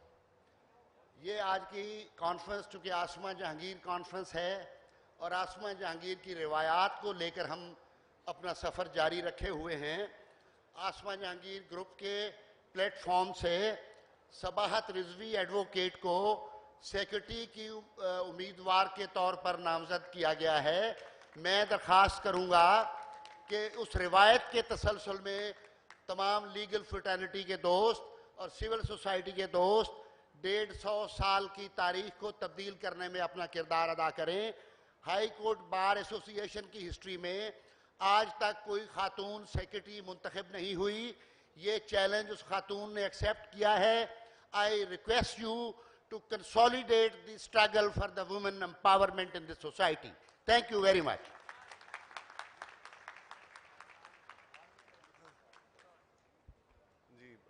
Thank you, Tarat Saab. Thank you, Saki Saab. And now, as Saki Saab has said, we'll move to the chief guest for our inaugural session.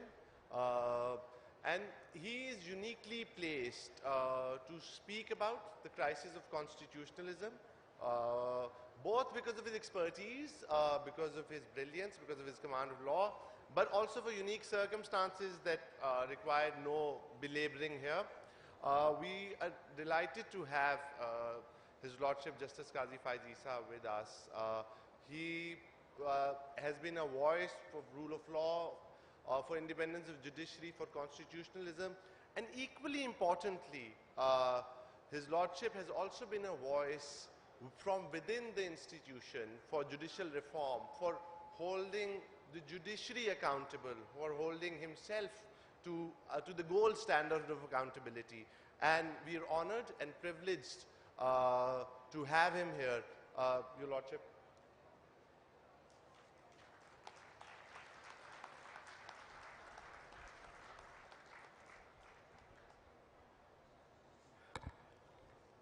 Excellencies, distinguished guests and participants, Assalamu alaikum. It's a beautiful greeting, peace be upon you. Gender neutral includes the individual, includes collectivism, so I don't think there can be a better greeting than that, and it is meaningful as opposed to a good morning. I don't know what that means. Peace be upon you. We move ahead. I'm truly humbled and deeply honored with, first of all, just to be here to honor a great lady of determination, of, I like the word confrontation used, and resistance. I'm not sure if she would approve of what her daughter said. We don't want to be non-controversial or non-agitational. I don't know. And of course, she was passionate. I encountered her, encounter would probably be the right word, in the Supreme Court when the District Bar Association case was being heard. I was the junior most judge on that bench of the full court, 17 of us, when the 21st Amendment to the Constitution was being discussed, which was whether civilians can be tried by military courts. I was in a minority of 5. We failed, but the struggle continues and shall continue, inshallah. And with the word inshallah, I must honor the Spanish ambassador, and he would say, ojalá. And I see that there is a, I don't know how they knew it, but some of my favorite countries in the world are here on this table. Spain, of course, there is a Spanish connection, as you all by now know. Sri Lanka, where my family, my children love to always go for a holiday, their favorite place. Norway, probably the most beautiful country in the world. Sweden, probably having the gentlest, finest people in the world. And there are many others. Norway also brings something which has brought something good. I mean, of course, I commend that Mr. Knut Ostby from speaking in Urdu. I will not attempt Norwegian. I will recognize the trolls. They were a naughty bit, but trolling now has been incorporated into the English language. That's another Norwegian contribution, maybe not a nice one. Another, moving ahead, this topic is such a vast topic, one doesn't know where to begin and where to end.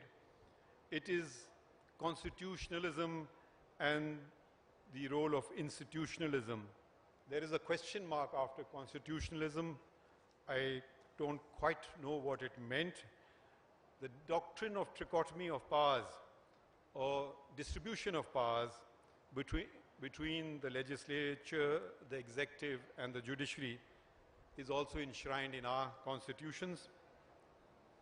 The legislature makes the law, the executive implements it, and the judiciary acts to ensure that everyone is treated fairly. We talk about institutions. In Pakistan, we have a parallel vocabulary now. We assume that there are institutions which are actually not institutions. The armed forces is not an institution. It is part of the executive. Executive branches too, the civilian part, the military part. The judiciary is an institution. The legislature is an institution.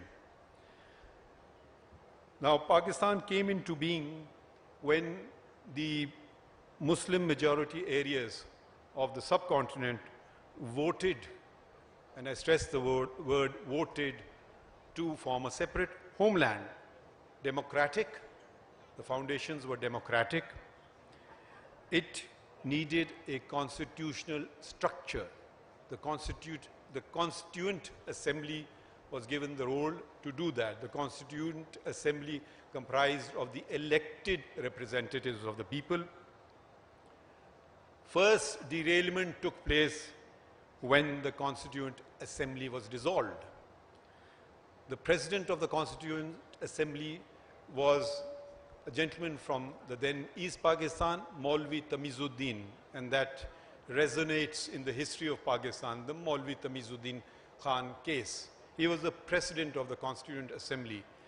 It was dissolved.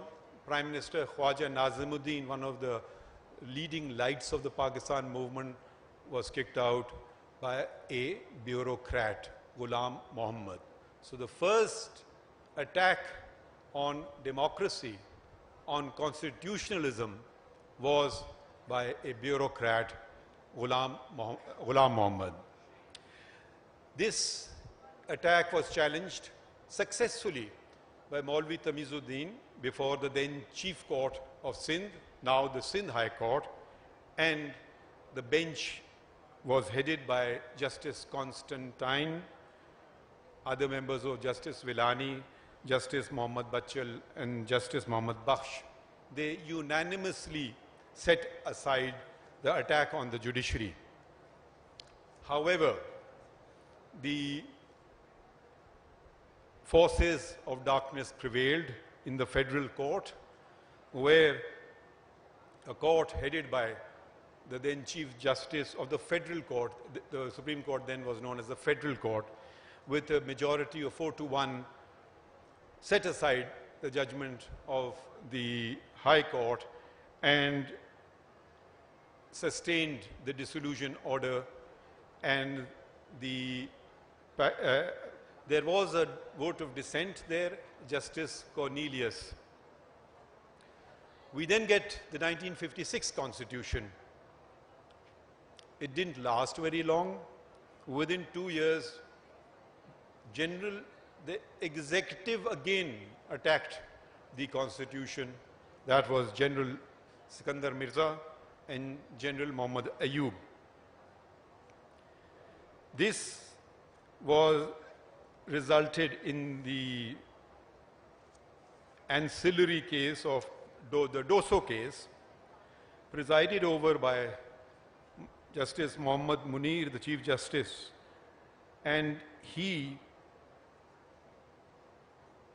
endorsed the attack, endorsed the rule of Muhammad Ayub, General Muhammad Ayub, in the Doso case, and he then could not find anything within the confines of Constitution, within the great history of Islam, within the great history of civilizations of the world.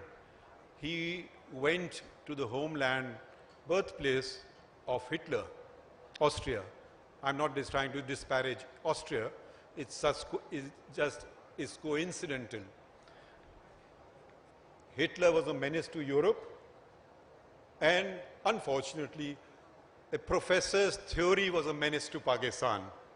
That professor was Hans Kelsen of Austria, with his pure theory of law, a professor who never expected that he would be thrown on the world stage or anyone would read his book of the pure theory of law, was used as a doctrine to sustain military rule against democracy, against the destruction of the democratic structure, against the uprooting of the Constitution of Pakistan. So this is the next phase. What we then had was uninterrupted, brutal rule of General Muhammad Ayub. Pakistan, when it came onto the world stage, it was an idea that the leadership of the All India Muslim League, under the guidance, under the leadership of one of the greatest constitutional minds of the time, Muhammad Ali Jinnah, enlightened, awaked the slumbering Muslim mind to yearn for freedom, and that they did. The spark was lit, freedom was attained, barriers were crossed, linguistic, ethnic, cultural. Two people separated by 1,000 miles came together. No precedent in world history. The largest Muslim population country in the world was placed on the world stage. It was known as Pakistan, the land of the good or the land of pure. This, however,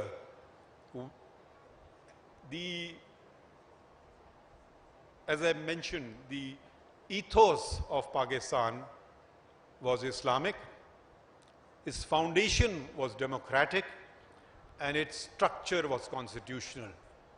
When you take these away, what happens is that the eastern wing lost heart. They decided to part ways with us, and East Pakistan then became Bangladesh. And what remained of West Pakistan is today's Pakistan. With a new country, technically it becomes a new country, we needed a new constitution, and that is the Constitution of 73. The Constitution of the Islamic Republic of Pakistan, 73. Another significant achievement by the elected representatives of the people, unanimously approved. There were then 200 elected, directly elected representatives of the people in the National Assembly. 196 gave affirmative votes. There were 4 abstentions, not a single dissent. So the unanimous doctrine, the social contract between the people, the state, came forward in the shape of the Constitution of 1973. And the architect of this Constitution was Prime Minister Zulfikar Ali Bhutto.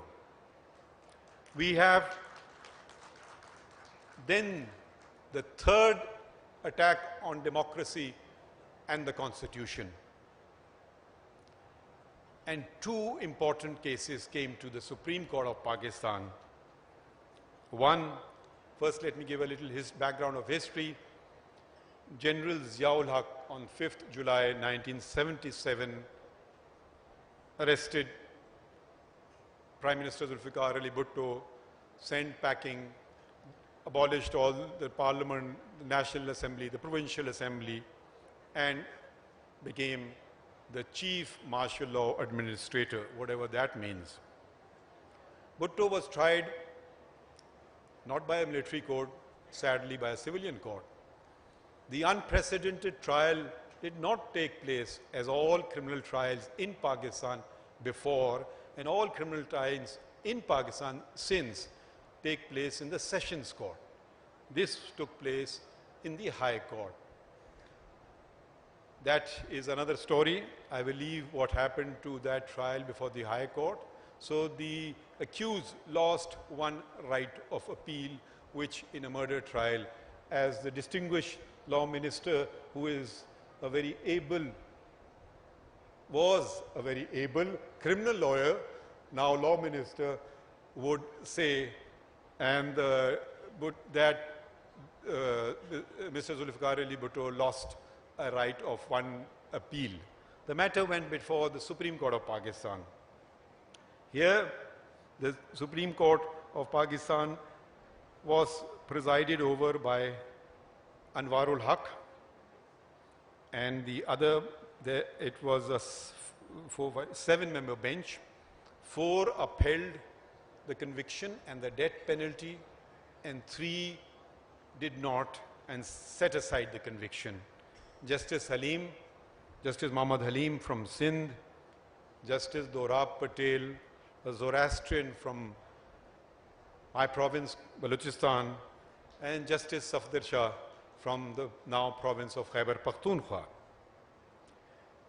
So with a razor-thin majority, a man was hung unprecedented. Whenever there is a dissent on the matter of capital punishment, even if you were to uphold the conviction, you do not pass the sentence of death. It is an imprisonment for life. But yet again another precedent, yet another, if I may say so, and a bad precedent. The matter, and incidentally, it is, unless Mr. Tara corrects me, the longest written criminal judgment in the history of Pakistan, 950 paragraphs. I've never come across a criminal judgment that long, because it's very few things you have to determine. We just have to analyze the evidence and a few statements, and that's about it. Anyways, that was the judgment. Maybe it were troubled consciences which makes you write and gave fluidity to the pen. I don't comment. The other important case was by his wife, the Prime Minister's wife, Begum Nusrat Bhutto. This challenged the imposition of martial law.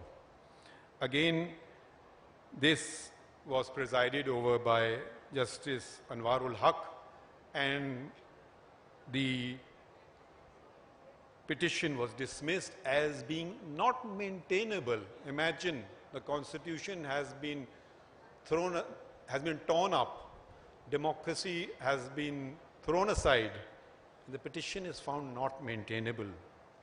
Sadly, and I say it with the greatest of sadness, some of the persons who were in the minority in the Zulfikar Ali Bhutto trial case joined the majority in this case. But that is so. So Pakistan has a very tumultuous history as far as politics is concerned. The first Prime Minister of Pakistan was assassinated, Liaquat Ali Khan Shaheed. The second Prime Minister, Khwaja Nazimuddin from Dhaka, East Pakistan, was dismissed by a bureaucrat. Zulfikar Ali Bhutto was ordered to be hung on the orders of the Supreme Court, and with comes the fourth constitutional deviation, significant constitutional deviation I should add, and that was by General Pervez Musharraf. Once again, the case of Zafar Hadi Shah. This time the Chief Justice was Irshad Hassan Khan, and sadly included others like Chaudhry Iftikhar and Rana Bhagwan Das. And once again, the Unconstitutional Act was endorsed, and the power to amend the Constitution was given by those who did not have this power, who could not bestow this power to someone who could not exercise it. Whether one laughs or cries, I don't know. The Supreme Court told General Pervez Musharraf, yes, your acts are legal, your acts are constitutional. Oh, by the way, have this power to amend the Constitution as well. You don't have it, you're a paid servant of the state. We don't have it, we are also paid servants of the people, but we give it to you nonetheless. Then what happens on his watch? A former Prime Minister, Benazir Bhutto, is assassinated.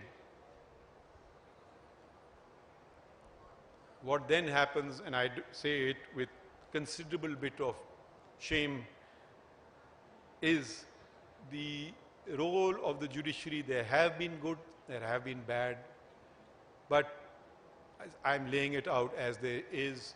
It is the people who judge. We judge, but you all judge us. You judge us. I would only request that you don't judge us as an institution, because there is good in the institution, there is also bad in the institution. Judges judge us as judges. Condemn me as a judge. Do not condemn the Supreme Court. Condemn a general who violates the Constitution by name. Do not condemn the military or the armed forces of Pakistan. Condemn a bureaucrat by name. Do not condemn the executive of Pakistan. And that is the important distinction. We talk about the roles of institutions, we should talk about the roles within institutions. That is the key. The constitutional aspects we'll keep considering.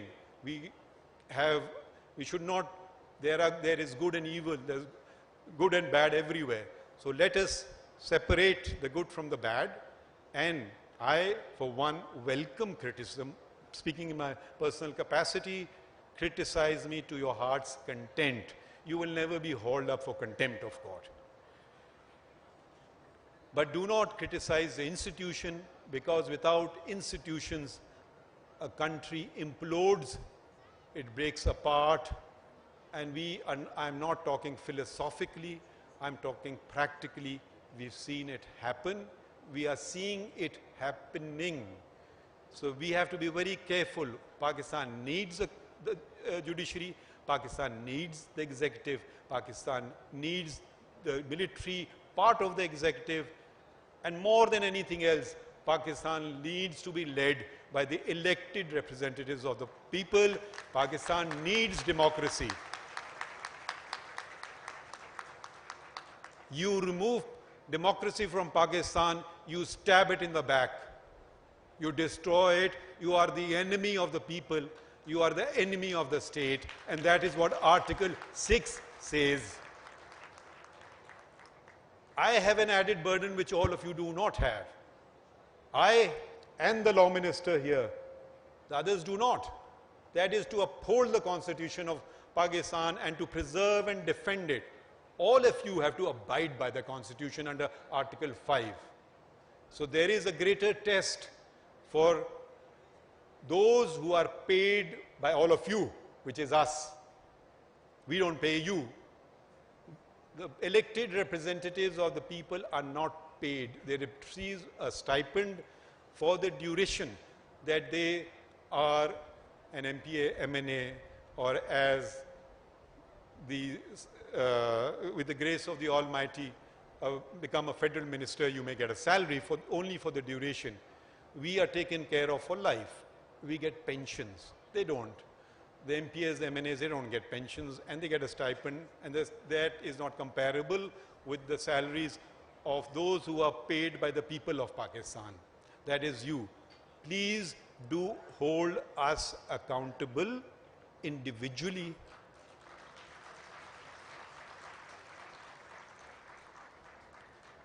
Another Prime Minister removed this time, and this is another first contempt of court law. Never happened before. So we get an assassination, we get a hanging, we get a removal, we get a dissolution, now we get a contempt removal. Does it end there? Sadly, no. Now we're coming into the trickier waters of recent times. Now, another Prime Minister is removed for non-disclosure of notional income which he never received. I'm not going to comment about this judgment. I'm just saying what it says. It says, Mr. Prime Minister, you were entitled to receive salary, you did not receive it, and you did not disclose it. So, you're not a good Muslim, so we sent you home. That's what the judgment says. I won't say if I agree or not. Anyways, that's what it says. And how was it done? Before that, it was preceded by something called JIT. Now, we have become very, by the way, for those who don't know, maybe the foreign guests, it's Joint Investigation Team. Actually a term with which I was also pretty unfamiliar, because in all the laws of Pakistan, you'll search for it, you'll find it only one place, and that is in the Anti-Terrorism Act. I don't think it is found anywhere else, and the distinguished lawyers like Mr. Abid Saki and Mr. Hassan Boone and Mr. Hafiz-ur Rahman, whether can correct me whether there is mention of JIT anywhere else other than the Terrorism Act. But anyways, the normal people who do their work, no, you can't do it, we'll do this way. Okay, fine. So we get a JIT. Another very acronym, like we live in a parallel universe sometimes, is PCO, so, Provisional Constitutional Order. Where is it found anywhere? No, it is not found anywhere. Why do you mention it? Well, you have to mention it. Why? Too complicated.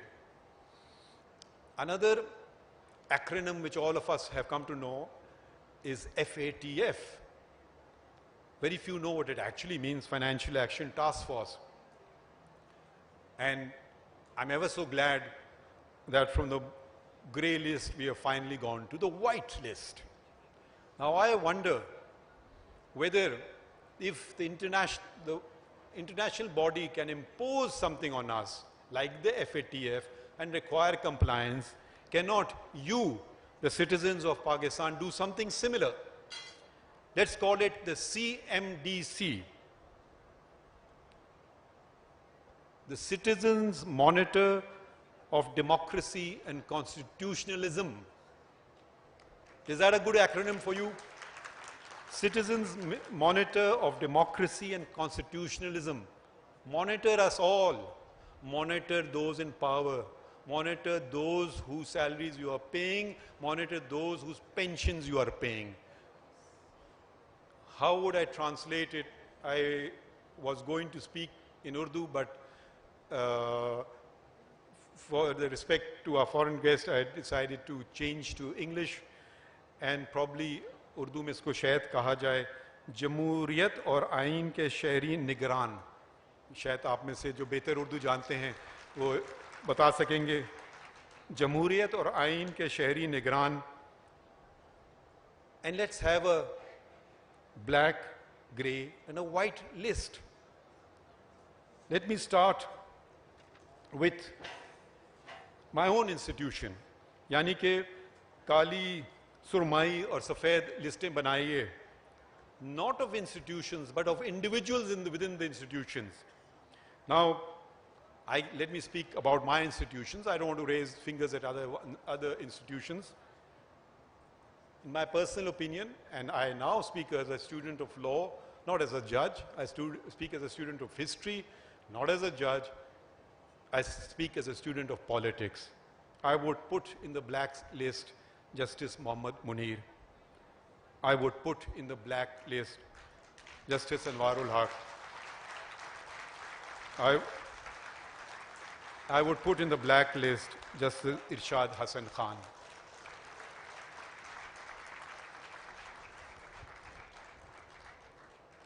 I would put in the white list Justice Constantine, Justice Villani, Justice Bachal, Justice Mohammad Bakhsh. And we have a grey list. There are too many names there. Let's ignore it for the time being. And now, if I may dare so and consider the executive, I will put in the black list General Ayub, General Zia, General Pervez Musharraf.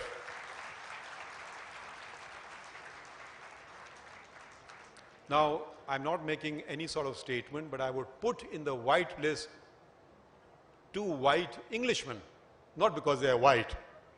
Now, that took you by surprise, didn't I? The first Commander-in-Chief of the Pakistan Army, General Sir Frank Walter Maservey. He fought in the First and the Second World Wars, and he was the first Commander-in-Chief of Pakistan, of United Pakistan, of one Pakistan. I would put it in a higher, if it even a whiter of a white list would be General Sir Douglas Gracie. And why do I put him? Why do I put the second Commander-in-Chief of the Pakistan Army in that list? I would put him in that list. And now my source of information is a book written by a brother of an army chief. The army chief was General Asif Nawaz. From 91 to 93, he was the army chief. And his brother was Shuja Nawaz. And his book is Crossed Swords, Pakistan, its Army and Wars Within. If you get an opportunity, do buy it and read it. And he narrates an incident here. He said, General Ayub wanted a plot and applied to General Sir Douglas Gracey, his superior commanding officer. He was rebuffed. So here begins the politics of plots. The politics of plots is very interesting in Pakistan. So whether it was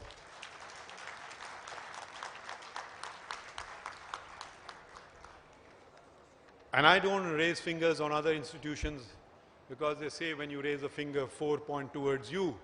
Let me address the fingers pointing towards me. And my institution and those within it, there is, as you know, Article 19A of the Constitution of Pakistan. It's one of the many countries, or many civilized countries of the world do not have this. It's a right to access to information in all matters of public importance.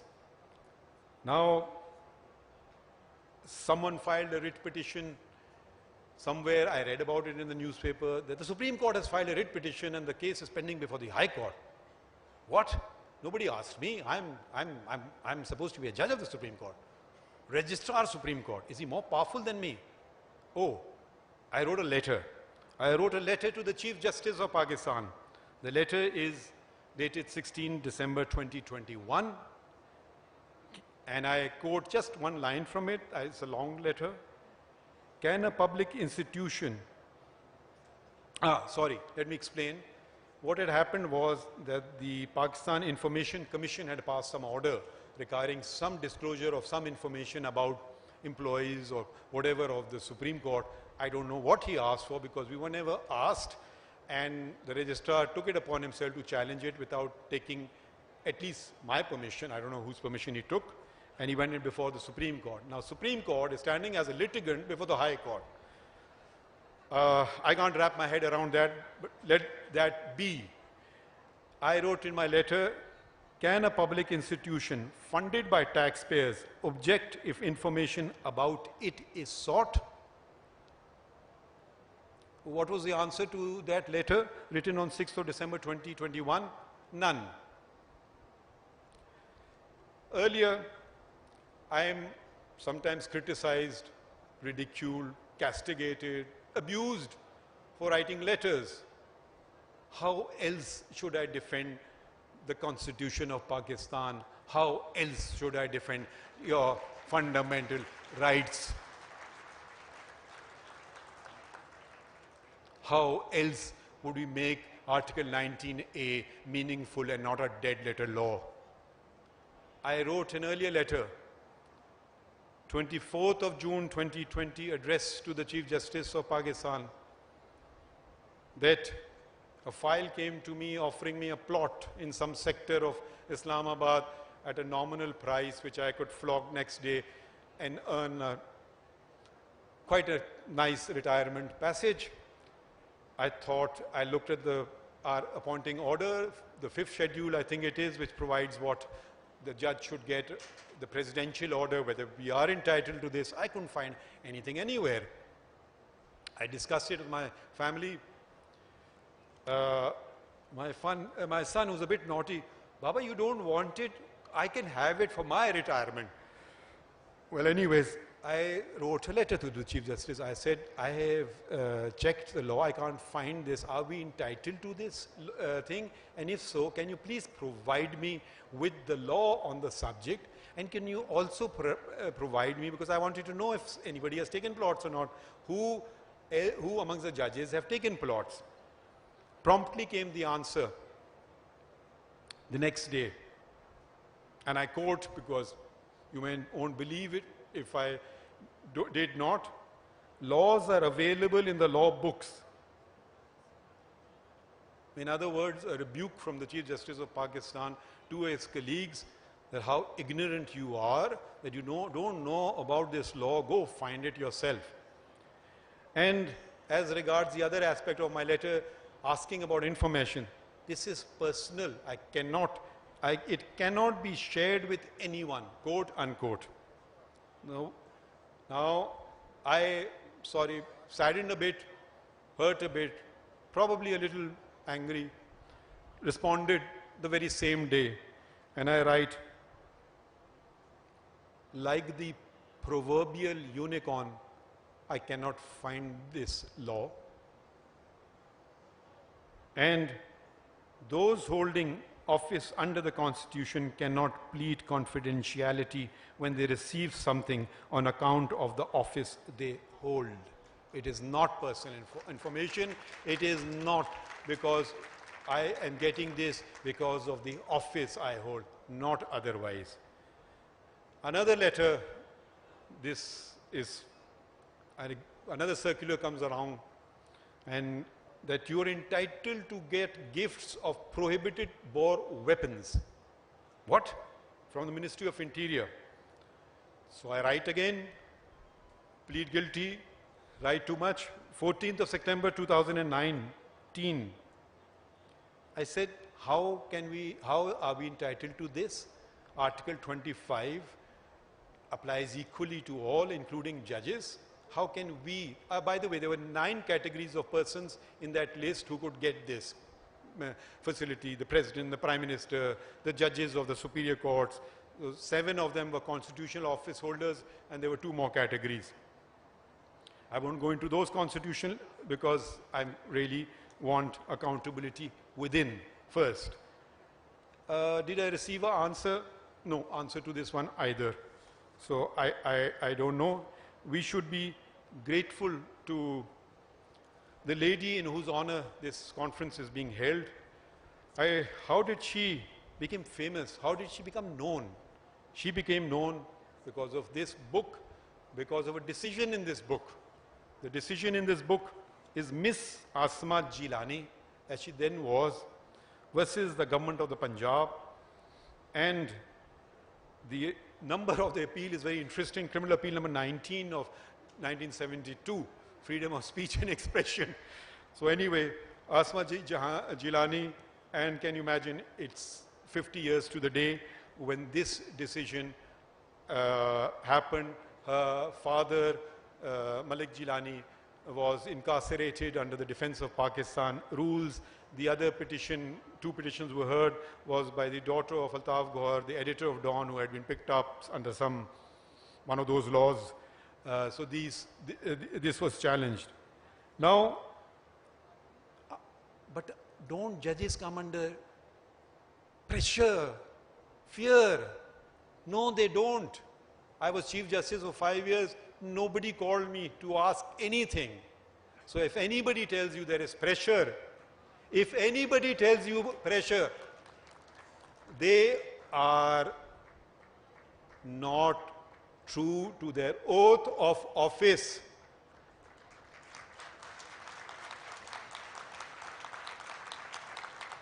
If anyone says we are being pressurized with someone, and you can't, as the saying goes, if you can't handle the heat in the kitchen, get out.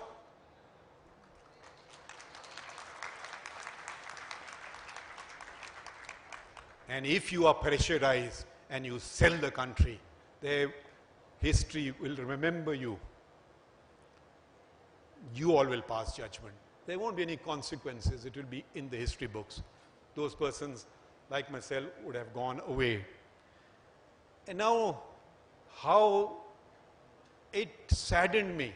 It brought tears to my eyes when a Chief Justice of the Supreme Court of Pakistan said that there was pressure on me, and he said that on television, public television, by General Ziaul Haq to do this judgment in the Zulfikar Ali Bhutto case. Do you hang? Do you take away a person's life because of pressure? If you couldn't handle it, a resignation letter would have sufficed. Let us learn from our own history. Let us not learn from the Professor Hans Kelsen of Austria. Let the Muhammad Munirs, let the Anwarul Haqs learn from the example of Imam Malik, the founder of one of the foremost schools of Islamic law. The former school of, there are 4 Sunni schools of Islamic law. Imam Malik was the first. He lived and died in Medina. His book, Al-Muwatta, those of interested in Islamic history and religion, what did he do and say? He gave a ruling, religious ruling, which we call fatwa, saying that divorce under compulsion is no divorce. Now, on its own, you would say, well, why should he suffer for that? Well, he did suffer for that, and I would like to read you his exact words. What the ruler of the day perceived this, because then there was oaths of allegiance used to be taken, Bai'at, and under compulsion. So the ruler said that by analogy this will be used against me, that if a divorce under compulsion is no divorce, then an oath under allegiance is no divorce. So he was called upon to recant. He said, I will never recant what I believe to be the faith, what I know to be the truth. What happened to him? He was imprisoned. He suffered indignities. He was tortured. Still did not recant. All he had to, then he was told, stop. Okay, you don't want to recant? Stop telling people about this thing, that divorce under compulsion is no divorce. He didn't do that either. So he was paraded through the streets of Medina. It was a great humiliation for a great scholar to have his beard shaven off. That indignity he suffered, and he was paraded. So if I shave off my beard, probably you may not recognize me. So whilst he was being paraded, he said, Anas bin Abbi, and he introduced himself. He said, those of you who know me, who recognize me, would recognize me that I am Malik, the son of Anas. And those of you who don't know that I am Malik, son of Anas, and I say, divorce under compulsion is no divorce. So this is our glorious tradition. No pressure. Is he the solitary example? No. Come to the another founder of Abu Hanifa, and this part of the world, Muslims, majority at least, are belonging to the Hanafi sect of Islam. What happened to him? He told the ruler, and I should just, he did not, this is after the Umayyad Caliphate was overthrown by the Abbasids. And Safa, as you know, was a barbarian who killed many. And his brother, Abu Ja'far al-Mansur, was the founder of considered the founder of the Abbasid Caliphate. And he did not recognize his authority. This is Imam Abu Hanifa. He was nobody, no judge, he was an ordinary person. He said, a Muslim republic is founded on the collective endorsement of the people. If I may say for the audience in Urdu, खिलाफत मुसलमानों के इज्तिमा और से होती है, मशवरे से होती है, इज्तिमाई मशवरे से होती है. Laying down the foundation of democracy. What else is democracy? He used to criticize the judgments, the actions of the ruler. So what the ruler did, he said, okay, you know so much, I appoint you as the Chief Justice. He says, no, I will not. I do not accept, because he did not want to accept anything, because he did not consider the rule legitimate. So he was given 110 lashes as punishment. He did not recant. He was then offered, okay, I appoint you as the Mufti. Mufti is the person who could give authoritative finding on a provision of Islamic law. I mean, maybe someone else can better put it, but that's the best I can do. So he was imprisoned, and he died in jail. And he left a will, and this is very significant, and this is what he suffered. And when he died, he left a will, a wasiya. It's a very famous wasiya of Imam Abu Hanifa, which said that do not bury me in any land which is under the illegal occupation of this ruler. So, and the ruler, Al-Mansur, responded, when he read this, he said, Man yazarni man Abi Hanifa hayyan wa mayyatan. And if I may translate it, that मुझे Abu Hanifa से कौन बचा सकता है जिंदगी में भी और मरने के बाद भी. In other words, who will save me from Abu Hanifa while he was alive and while he is dead? That even after his death, he came to haunt him, that he had put a condition in his will that do not bury me. So this is the glorious tradition, our glorious tradition, which he have forgotten. We have forgotten the democratic traditions of the founder of the country. We have forgotten the constitutionalism that made this country, which made the country united. We should not embark on something new. We should not embark on discovering something else. We should go back and discover old truths which held us good. I am sorry for exceeding my time limit, but I did not get any what is it, note verbal in the diplomatic language. So once again, I am truly humbled, and we must salute this diminutive figure. She was a very diminutive figure, but boy, she was one big lady. Thank you, ladies and gentlemen.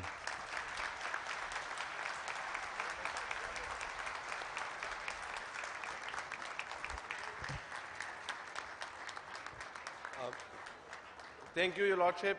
With this, we come to the conclusion of our inaugural session. For the next 2 days, there will be several sessions on constitutionalism, on gender justice and equality, on climate change, on economic justice, and the conference ending tomorrow in the evening with the chief guest of honor being the foreign minister and the chairman of the Pakistan People's Party, Bilawal Bhutto. For the moment, we'll have a break, and there will be lunch. What? And please tweet #AJCon, and there's lunch served outside on the right. Thank you.